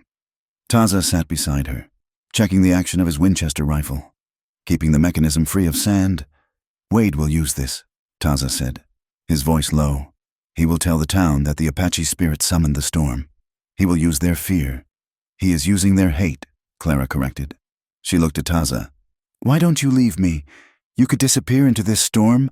They would never catch you." Taza looked at her, his eyes dark and steady in the gloom. "I told you, the name is a coat. You do not leave your coat behind when the winter comes." The storm passed as quickly as it had arrived, leaving the air strangely still and the canyon floor coated in a fresh layer of soft red powder. The silence returned, but it was broken almost immediately. Click. The sound of a hammer being pulled back on a rifle echoed off the canyon walls. Clara froze. Taza did not move, but his muscles coiled. "End of the trail." "Taza!" a voice boomed from above. Clara looked up. Lining the rim of the canyon, silhouetted against the clearing sky, were a dozen men. They held rifles and shotguns. In the center stood Wade Coulter, his fine suit dusted with sand, looking like a devil risen from the earth. Beside him was Reverend Pike, holding a Bible in one hand and a pistol in the other. They had not been behind them. They had known Taza would seek shelter in the throat. They had cut across the ridge. "There is nowhere to run," Wade called down, his voice dripping with false concern. "Clara, my dear, step away from the savage. You are safe now." "The men are here to bring you home." Clara stood up. Her legs trembled, but she locked her knees. She saw the men on the ridge faces she recognized from the town, the grocer, the blacksmith's apprentice. Men who had looked at her with suspicion were now looking at her with a terrifying, righteous fervor. "I am not a captive," Clara shouted, her voice echoing in the stone chamber. "I am here by choice." "She is bewitched," Reverend Pike yelled, waving his pistol. "The heathen has clouded her mind. Do not listen to the words of the possessed. Save her soul." "Come down, Clara," Wade commanded, dropping the act. "Come down and sign the papers, and this ends. We forget your little rebellion. We forget the shame you brought on yourself." Taza stepped in front of her. He did not raise his rifle. To do so would invite a hail of lead that would kill them both. "Let her pass," Taza said. His voice was not loud, but it carried a resonance that the shouting men lacked. "She is a free woman." "She is my wife by law." "Your law's dirt here," a man shouted from the ridge, and a bullet kicked up the sand inches from Taza's boot. Clara gasped, grabbing Taza's arm. "Hold fire," Wade snapped at his men. He needed Clara alive. He needed her signature. "Clara, listen to me. You are confused. You are tired. That man is using you. He wants your inheritance. He wants to use you to steal white land. Come to me. I am the only one who can protect you from the law." The irony was so sharp it felt like a knife in her gut. Wade was the danger, yet he posed as the shelter. Clara looked at Taza. He was scanning the canyon walls, calculating. He was not looking for a way to kill. He was looking for a way to get her out. "Do not sign," Taza whispered to her, his lips barely moving. "If you sign, you disappear." Clara looked up at Wade. "I know about the debt. Wade, I know about the gambler in Tucson. I know you sold me before I even arrived." Wade's face contorted. "You shut your mouth, you ungrateful harlot." The mask slipped. The townspeople on the ridge shifted uncomfortably. They had been told this was a rescue mission, a crusade to save a Christian woman from a savage. They had not been told about gambling debts. "You heard him," Clara yelled to the men on the ridge. "He does not want a wife. He wants a slave to pay his markers. Is this who you follow? Is this justice?" "She is hysterical," Reverend Pike shouted, sensing the wavering crowd. "The devil speaks through her. Bring her down, kill the Apache." "Run," Taza said. It happened in a heartbeat.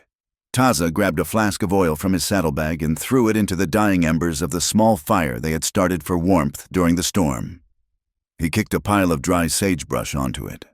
A massive plume of thick, white smoke exploded upward, filling the narrow canyon floor instantly. "To the horses," Taza commanded. Gunfire erupted from the ridge, but the shooters were blind. Bullets whined off the rocks, sparking and ricocheting. The canyon amplified the sound, making 3 rifles sound like 30. Taza did not return fire. He grabbed the bridle of Clara's horse and slapped the animal's flank, sending it stampeding toward the canyon exit, but without a rider.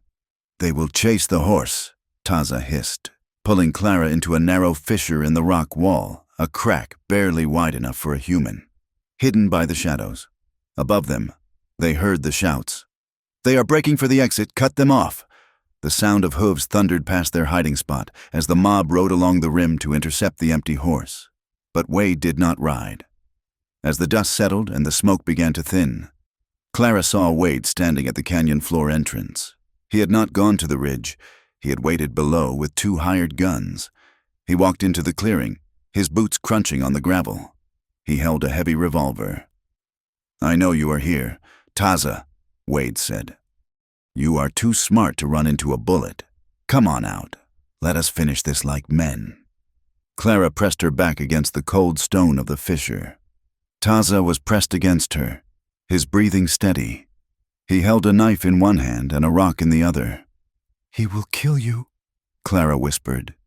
"He wants to—" Taza whispered back, "That makes him careless." Taza threw the rock. It clattered against the far wall of the canyon, 20 feet to their left. Wade spun and fired 2 shots at the sound. In that second of distraction, Taza moved. He did not charge Wade. He charged the hired man on the left. He struck with the force of a battering ram, knocking the man down and disarming him without drawing blood. The second hired man hesitated, afraid to shoot his partner. "Stop!" Wade screamed, leveling his gun at Clara, who had stumbled out of the fissure.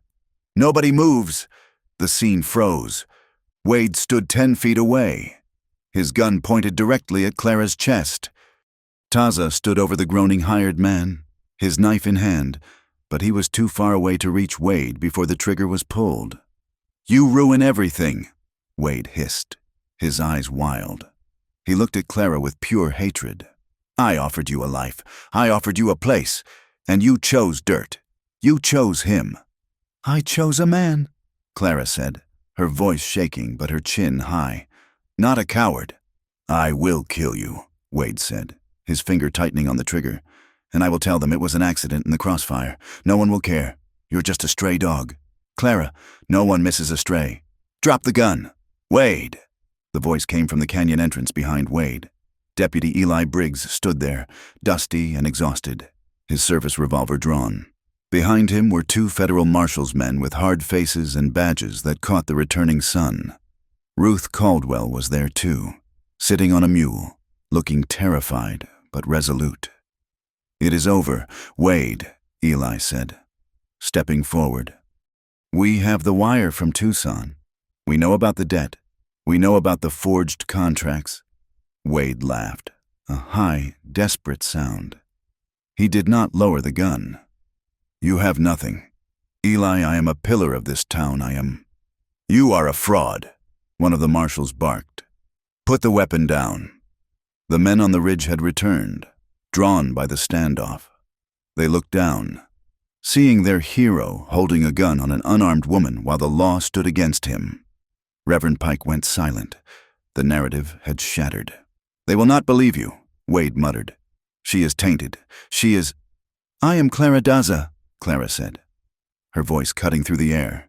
She took a step toward the gun. "And I am not your property. I am not your currency. I am not a thing to be traded to cover your failures." She looked up at the men on the ridge. "He owes $2,000 to a syndicate in Tucson. He was going to sell my labor to pay for it." "Is that the sanctity of marriage you preach, Reverend?" The silence from the ridge was heavy. The mob mentality was breaking under the weight of the truth. Wade's hand trembled. He realized he had lost the audience. He had lost the law. He had lost the money. All he had left was the violence. "If I cannot have it," Wade snarled. "No one does." He shifted his aim from Clara to Taza. Taza saw the shift in Wade's eyes. He did not wait. As Wade swung the gun, Taza threw the knife. It was not a killing throw. It was a hunter's throw. The heavy blade spun through the air and struck Wade's hand, the handle slamming into his knuckles with bone-crushing force. The gun flew from Wade's grip, discharging into the dirt. Wade screamed, clutching his shattered hand, falling to his knees. Taza was on him in a second.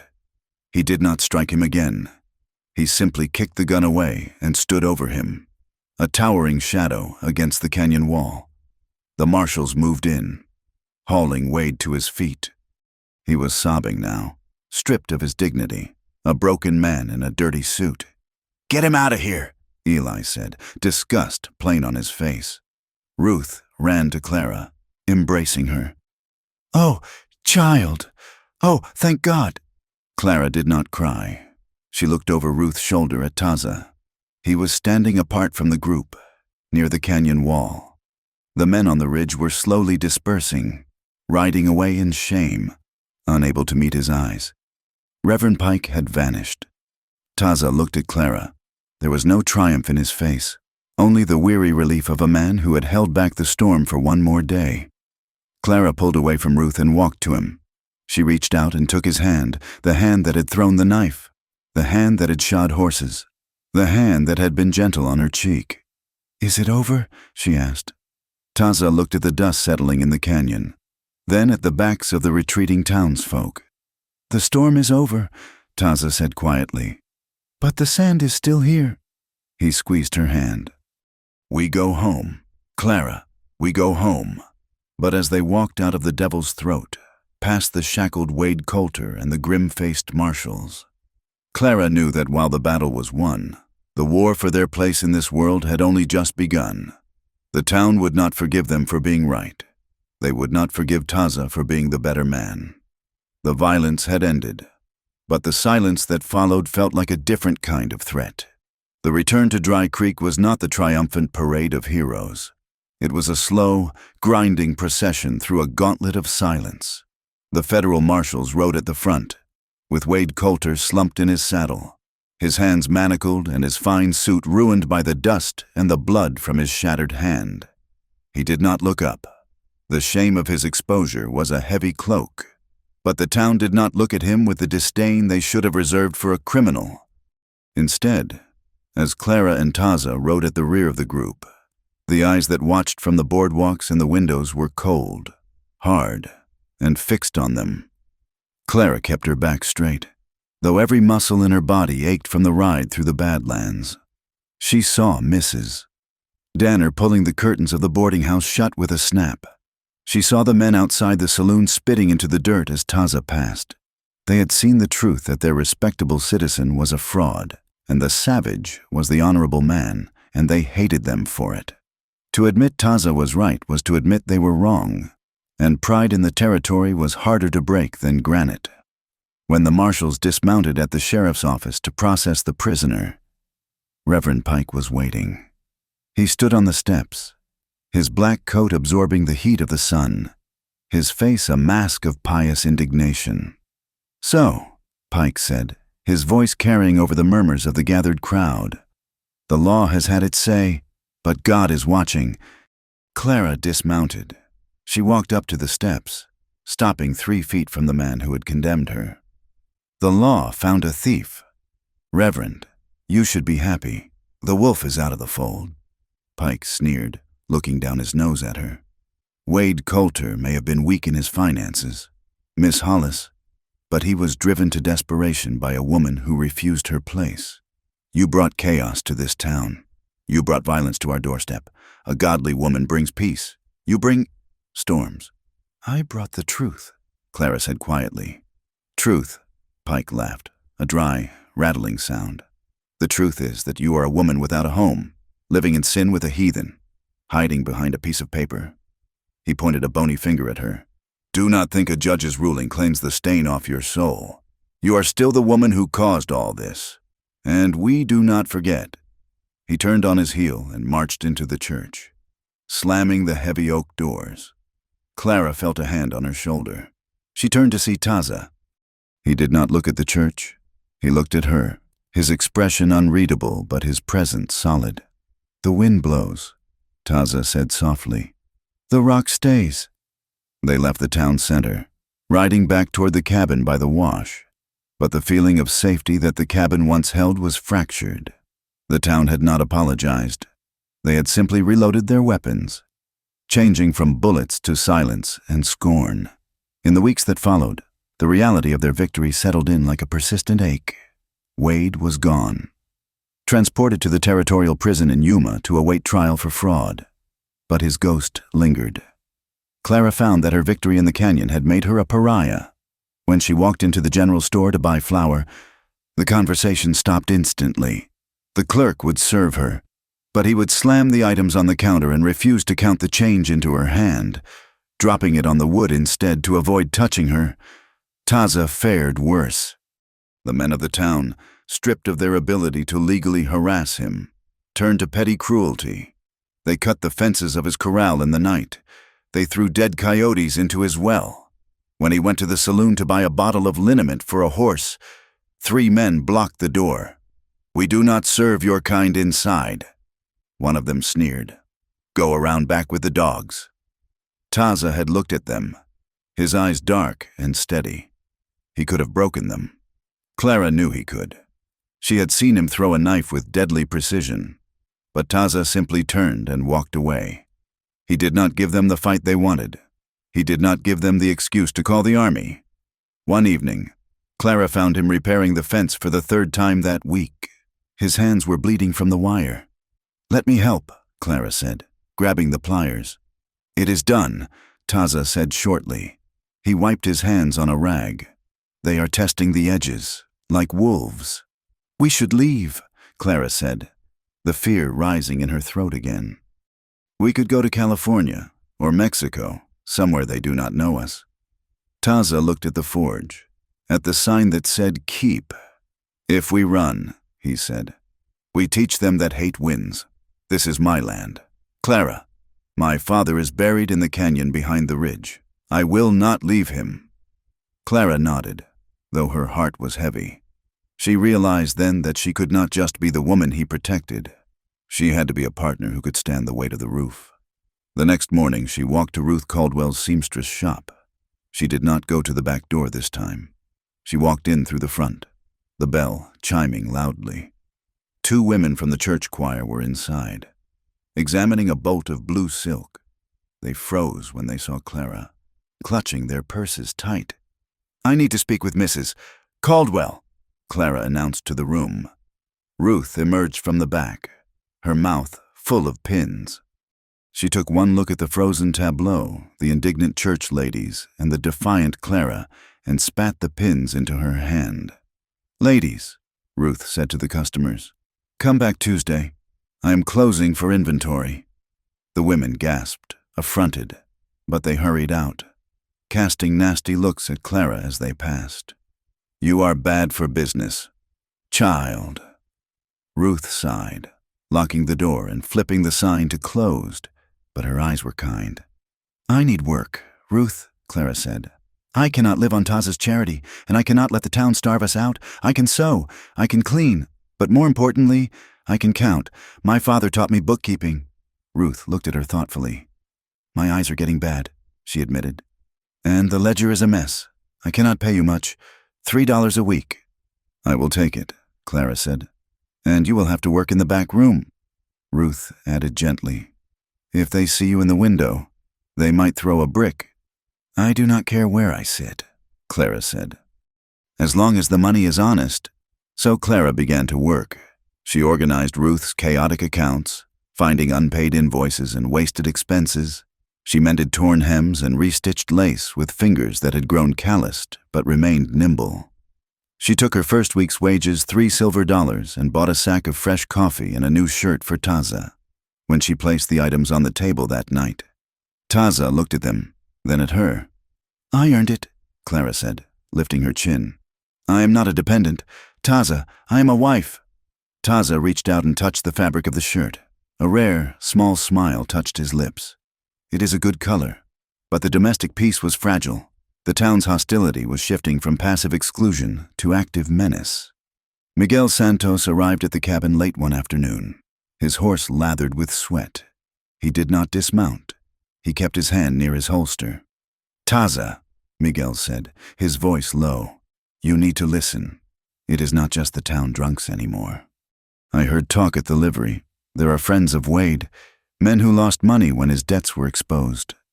They blame you." "Let them blame," Taza said, sharpening an axe on the grinding wheel.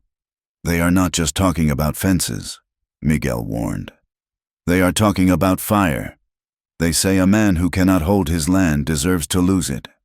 They want to burn the forage grass before winter. If the horses starve, you have to sell." Clara felt a cold knot in her stomach. "They would burn the whole valley." "Hate does not care what it burns, Mrs. Daza," Miguel said, using her name with a solemn respect that made her chest tight. "Be ready. It will happen when the moon is new, when it is darkest." Miguel rode off, leaving the warning hanging in the hot air like the smell of sulfur. Taza stopped the wheel. He looked at the horizon. "We need to move the herd," he said. "To the box canyon. It is stone. Fire cannot eat stone." "And the house?" Clara asked. "The house is wood." Taza said, "We defend the house." That evening, Taza did not sit on the porch to smoke. He brought a heavy wooden case out from under his bunk. He opened it to reveal an old, well-oiled Navy Colt revolver. He placed it on the table in front of Clara. "Pick it up," he said. Clara stared at the gun. It was cold, heavy, and ugly. I do not like guns." "The gun does not care if you like it," Taza said. "It only cares if you hold it steady." He walked around the table and stood behind her. "Wade is gone, but the wolves are still hungry. If they come when I am at the canyon, or if I am down, you are the last line."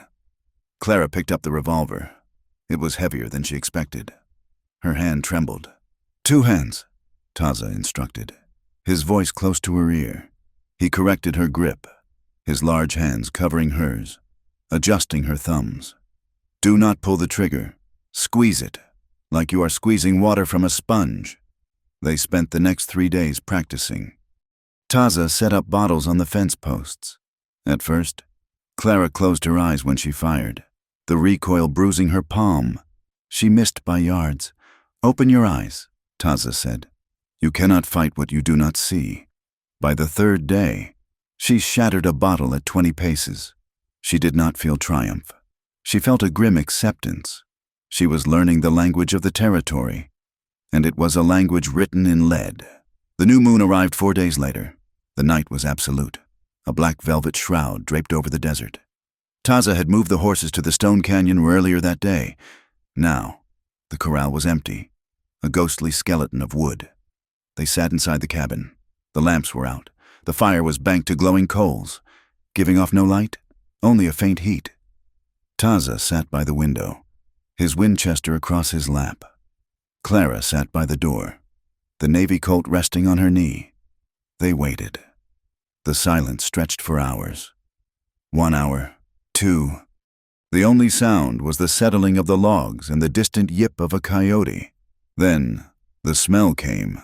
It was faint at first, the smell of kerosene, not the clean smell of a lamp, but the raw, chemical reek of fuel being splashed. They are here, Taza whispered. Back of the barn. He moved like a shadow. Stay here. Do not shoot unless they try to enter the door. Taza slipped out of the window on the far side, disappearing into the darkness. Clara sat alone in the dark. She could hear the rustle of dry grass. She heard the strike of a match. A flare of light erupted behind the cabin. Someone had lit a torch. Burn it out, a voice whispered harshly. Clara's heart hammered against her ribs. She gripped the revolver with both hands. Squeeze the sponge, she told herself. Squeeze the sponge. A shadow fell across the front door. The latch rattled. Check the house, a voice said. Make sure the girl is in there. We want them to run out. The door was shoved. The bar was held. Then came the sound of an axe striking the wood. Thwack! Splinters flew inward. Clara stood up. She backed away to the far wall. She raised the gun. Outside, a gunshot cracked through the night. It was the sharp report of Taza's rifle. My leg! A man screamed from the back of the house. He is out here! He is out here! Another voice yelled. Panic replaced the stealth. The axe stopped. The man at the door hesitated. Forget the door! Get the fire going! Someone shouted. Clara saw a flicker of orange light through the cracks in the logs. They were trying to light the porch. She could not wait for Taza. If the porch caught, the cabin would be a furnace in minutes. Clara stepped forward. She aimed not at the door, but at the window beside it, where the shape of a man was visible. Holding a torch, she squeezed the trigger. The gun bucked in her hand, the roar deafening in the small space. The glass shattered outward. She did not hit the man, but the bullet struck the wooden post inches from his head. The surprise caused him to drop the torch into the dirt. She is armed! The girl is armed! The man yelled, scrambling backward. Taza's voice boomed from the darkness, echoing from the roof of the shed where he had climbed. The next one is not a warning, drop the fuel. Another shot from the Winchester kicked up the dirt at the feet of the group. The attackers were cowards at heart. They had come for arson, not a gunfight. They had expected a sleeping victim, not a crossfire between a sniper and an armed woman. Let's go, let's go. Clara heard the scramble of boots, the sound of horses being mounted in panic. She heard them galloping away, their shouts fading into the night. Silence returned. Clara stood frozen, the gun still raised, the smell of gunpowder stinging her nose. The door opened. Taza stepped in. He struck a match and lit the lamp. He looked at her. He saw the gun in her hand. He saw the shattered window. He did not ask if she was okay. He walked over to her and gently took the gun from her stiff fingers. He engaged the safety and placed it on the table. You missed, he said. Clara looked at him, her eyes wide. I was aiming for the post. Taza looked at the window, then back at her. A slow, Deep respect filled his eyes. "Good," he said. "Killing is a heavy stone to carry. Tonight, we just needed to be louder than them." He went outside to stomp out the torch that was smoldering in the dirt. When he came back, he smelled of smoke, but the cabin was safe. They sat at the table as the adrenaline faded, leaving them exhausted. "They will not come back," Taza said quietly. "Not like this. Bullies fear the one who bites back." "Is this it?" Clara asked, looking at her hands. "Is this our life? Watching the dark with a gun?" "For a while," Taza admitted. "But fear fades. Respect lasts longer. Tonight, they learned we are not victims." He reached into his pocket and pulled out a piece of paper. It was folded and worn. It was the marriage license they had signed in Deputy Briggs's office. "We need to fix the window," Taza said. "And we need to paint the wall where the smoke touched it." He unfolded the paper and smoothed it out on the table. "But first," he said, "we hang this." Clara looked at the document. It bore the seal of the territory. It bore her signature, shaky but legible. And it bore him, Matthias Daza. "Why?" Clara asked. "Because a home needs a flag," Taza said. He found a nail and a hammer. He walked to the wall opposite the door, the first thing anyone would see when they entered. He drove the nail into the sturdy log. He pressed the paper onto the nail. Certificate of marriage. Matthias Daza and Clara May Daza. It looked small against the rough wood, but in the dim light of the lamp, it shone like a declaration of war against the silence of the town. Clara stood beside him. She touched the paper. "Clara Daza," she whispered. The name did not feel like a coat anymore. It felt like skin. "We will move the herd to the south pasture next week," Taza said, planning the future as if the night's violence had never happened. "The grass is better there. We can build a second room, for a nursery, maybe, or a storeroom." Clara looked at him. A nursery. Taza shrugged, his face impassive, but his ears turning slightly red. "The winter is long. A house should grow." Clara laughed. It was a rusty sound, but it was real. She leaned her head against his shoulder. "Let us start with the window." "Taza," she said. "One thing at a time. One thing at a time." He agreed. Outside, the wind howled through the wash, carrying the dust of the territory. But inside the cabin, the air was still, for the first time in her life. Clara did not feel the urge to run. She was standing on her own ground, beside a man who offered his name not as a cage, but as a key. She looked at the gun on the table, then at the certificate on the wall. The gun was for the night, the paper was for the day, and she was ready for both.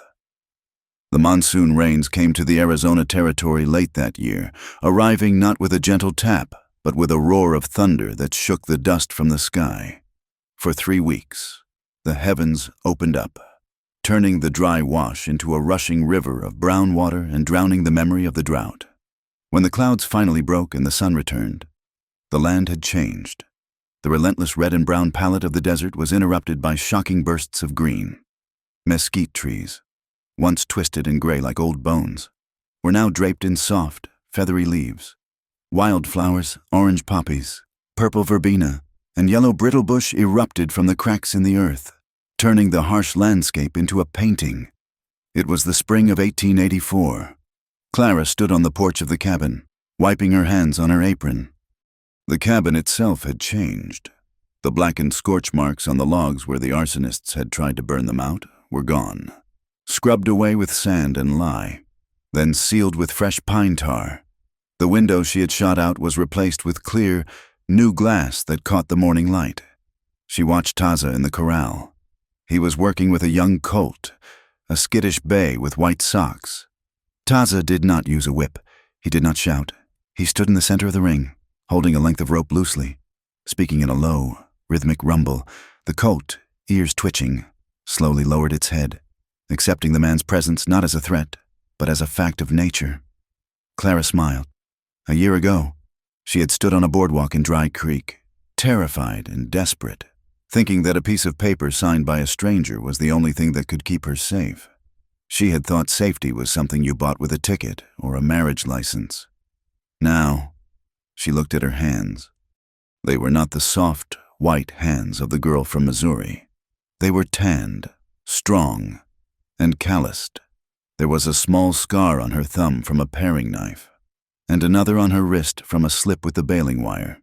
They were the hands of a woman who had pulled water from the earth, fired a gun in the dark, and built a life out of nothing. She had not found safety in a contract. She had forged it, day by day, alongside the man who was now walking toward the house, wiping sweat from his forehead. "The bay is ready for the saddle," Taza said, stopping at the foot of the stairs. He looked up at her, and the guarded stoicism that had once been his only expression had softened around the eyes.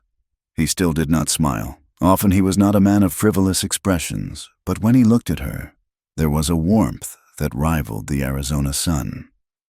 "He trusts you," Clara said, handing him a cup of cool water from the clay jar. "He trusts that I will not hurt him," Taza corrected, taking the cup. "Trusting me to lead him, that takes longer."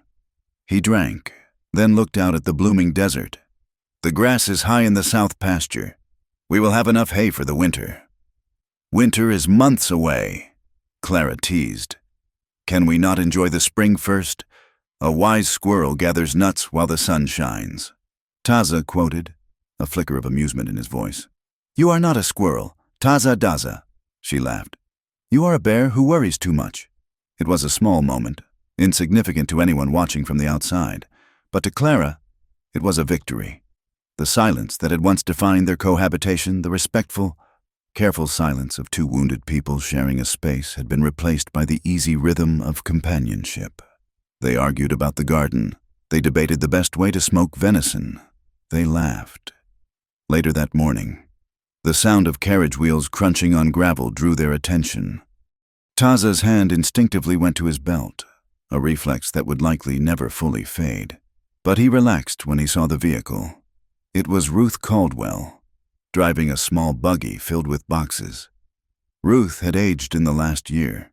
Her hair was whiter, and her movements were stiffer, but her eyes were as sharp as her sewing needles. She climbed down, waving away Taza's offer of help. "I am not an invalid yet, you stubborn mule," Ruth grumbled, though she patted Taza's arm affectionately as she passed him. "Clara, put the kettle on. The dust on this road tastes like Reverend Pike's sermons, dry and bitter." Clara embraced the older woman. "It is good to see you. Ruth, we did not expect you until Sunday." "I finished the order early," Ruth said, gesturing to the buggy.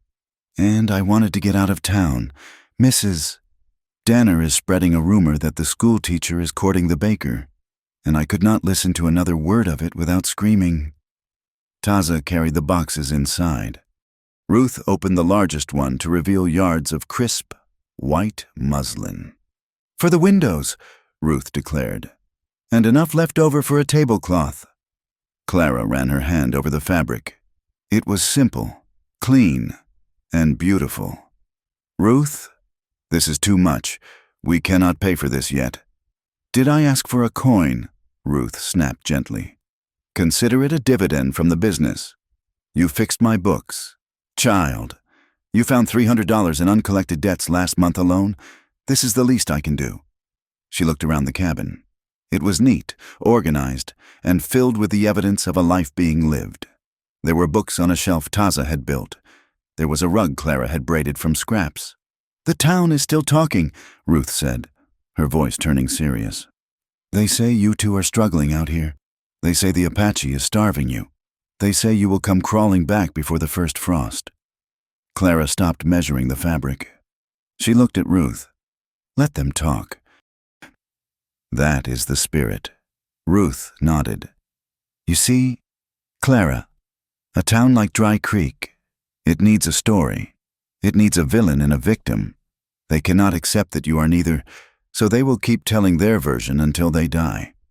Ruth walked over to the window, looking out at the sign by the forge. "But a house," Ruth continued. "A house tells its own story. And the story inside these walls is the only one you have to live in." The sound of hoofbeats signaled another arrival. This time, it was Deputy Eli Briggs. Eli looked different too.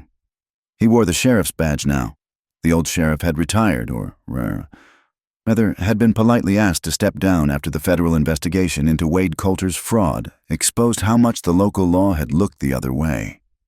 Eli tied his horse to the rail and walked up the porch steps, removing his hat. "Morning, Mrs. Taza. Sheriff." Taza acknowledged with a nod. "I brought the mail," Eli said, handing a small bundle of letters to Clara. "And I brought these." He pulled a thick envelope from his saddlebag. "The final disposition on the Coulter case. The territorial judge vacated all the liens Wade tried to place on your trunk and your person. The record is clean. Legally, you were never in his debt, and he has no claim on a single thread of your clothing." Clara took the envelope. It was heavy with wax seals and official stamps. A year ago, she would have wept with relief to hold this. She would have pressed it to her chest like a shield. Now, she simply placed it on the table next to the white muslin. "Thank you, Eli," she said. Eli shifted his weight, looking uncomfortable. "There is something else. The town council, well, some of them, they wanted me to tell you that you are welcome to come into town for the Founders' Day picnic next week. They said bygones can be bygones." Taza crossed his arms, leaning against the doorframe. He said nothing, letting Clara answer. Clara looked at the young sheriff. She knew he meant well. She knew he wanted to heal the rift, but she also knew that an invitation was not an apology. "Thank you for the offer, Eli," Clara said gently, "but Taza and I have work to do. The south pasture needs tending." Eli looked relieved that he didn't have to drag them back to a town that barely tolerated them. "I understand. Well, if you need anything, you know where to find me." He rode away, leaving a cloud of dust that settled quickly in the still air. "Bygones," Taza said, testing the word as if it were a sour berry. "They want to pretend the fire never happened. They want to pretend they were not holding the matches," Clara said. She picked up the envelope and tossed it into the firebox of the stove. "You burned it," Taza observed. "I do not need a judge to tell me I am free." Clara said, "I know it." That evening, after Ruth had returned to town, Clara and Taza sat on the porch. The sun was setting, painting the sky in violent shades of violet and blood orange. A dramatic backdrop to the peace of their land. The air was cool, carrying the scent of sage and damp earth. Taza sat on the bench, whittling a piece of ironwood. Clara sat beside him, her shoulder brushing against his arm. "Do you miss it?" Taza asked suddenly. "Miss what?" "Being accepted," Taza said. "Going social, buying ribbons without silence?" Clara thought about it. She thought about the church picnics back in Missouri, where everyone smiled and whispered behind their fans. She thought about the loneliness of being in a crowded room where no one really knew her name, only her father's reputation or her brother's charity. "No," Clara said. "I was lonely in the crowd. Taza, I am not lonely here." She reached out and covered his hand with hers, stopping the knife. "We are building something real," she said. "It is hard, it is quiet, but it is ours." Taza turned his hand over, interlacing his fingers with hers. His grip was firm. "I was thinking," he said, looking out at the road that wound past their property, the road that led to California in the west and Texas in the east. The wagons passed by every week. Tired people, thirsty horses. "Yes, we have the water," Taza said. "We have the forge to fix the wheels. We have the space." He looked at her, searching for her reaction. "We could build a station, not a saloon, a place to stop, a place where the price is fair and no one asks where you came from or who your father was." Clara's eyes widened. "A way station, a sanctuary," Taza corrected softly. "For the strays, like us." A slow smile spread across Clara's face. It was a beautiful idea, to turn their fortress into a lighthouse, to take the exclusion they had suffered and turn it into welcome for others. "I think," Clara said, "that is a wonderful idea. I can cook, you can shoe the horses, and we can put curtains in the windows." Taza smiled, that rare, true smile that made him look 10 years younger, Yes, curtains. He stood up. I have something to show you. He led her off the porch to the forge. He lit a lantern, illuminating the anvil and the tools of his trade. Lying on the workbench was a new iron sign. He had been working on it for weeks. Late at night, when he thought she was asleep, it was heavy, black iron, shaped with fire and hammer. The old sign had just said keep. This new sign was larger. The word keep was still there, strong and permanent, but below it, welded with equal strength, was a new word. Choice. Keep, Taza read, running his finger over the metal. We keep what matters. We keep our word. We keep our land. He moved his finger to the second word. Choice. Because you stayed. Because we choose this life. Every day. Clara felt tears prick her eyes. It was the most romantic declaration she could imagine. It wasn't a poem. It was iron. It was durable. It would last as long as the mountains. It is perfect, she whispered. I will hang it tomorrow. Taza said, facing the road. So they know. So they know what? That this is a house of free people, Taza said. Later that night, by the light of the oil lamp, Clara sat at the table with a piece of paper and a pen. She was writing a letter. Dear brother, I hope this letter finds you and the family well. The weather here has been kind, and the desert is in bloom. I am writing to let you know that I will not be returning to Missouri. I know you worried that I had been led astray, or that I had fallen into misfortune. I want to assure you that I have never been more fortunate. I have found a home. I have found work that fulfills me, and I have found a husband who honors me. Do not worry about my inheritance or my standing. I need nothing from back home. I realized that for 24 years. I waited for someone to choose me. I waited for you to choose to keep me. I waited for a suitor to choose to marry me. I am done waiting. I am choosing. I choose this hard ground. I chose this man. I choose my own name. Give my love to the children. Sincerely, Clara Daza, Arizona Territory. She folded the letter and sealed it. She will give it to the post rider tomorrow. She blew out the lamp and walked to the sleeping alcove. Taza was already there, lying awake, watching her. The division of the room, the blanket that had once separated them, was gone. The bed was larger now, built for two. Clara lay down beside him. He pulled her close, his arm a heavy, comforting weight across her waist. Outside, the wind kicked up. It whistled through the saguaro cactus and rustled the new leaves of the mesquite. It was the same wind that had howled on the night she arrived, the same wind that had driven the sandstorm in the canyon. But it did not sound lonely anymore. It sounded like breath. It sounded like the world inhaling and exhaling, vast and free. Taza, she whispered into the dark. I am here, he answered. What are we going to do tomorrow? Tomorrow, Taza said, his voice rumbling against her ear. We dig the foundation for the new room, and we hang the sign. And after that, he said, kissing her forehead, we choose again. Clara closed her eyes. The nightmare of the boarding house, the shame of the broken trunk, the terror of the canyon, it all felt like a story from another life. She was Clara Daza. She was the keeper of her own soul. And, as she drifted into sleep, listening to the heartbeat of the man she loved and the wind singing over the land they held, she knew that this was not just a happy ending. It was the beginning. Thank you so much for listening to this story. If you enjoyed Clara and Taza's journey from betrayal to freedom, I would love to hear from you. Please leave a comment below telling me where you are listening from. I am always amazed to see how far these tales travel. If you want to hear more stories about the untamed frontier, the resilience of the human spirit, and love that is forged in fire, please subscribe to my channel, Wild West Tales. Do not forget to like this video if it touches your heart. And if you really want to support the channel and help these stories reach more people, please hit that hype button. Your support means the world to me and keeps the campfire burning. Until next time, keep your powder dry and your heart open.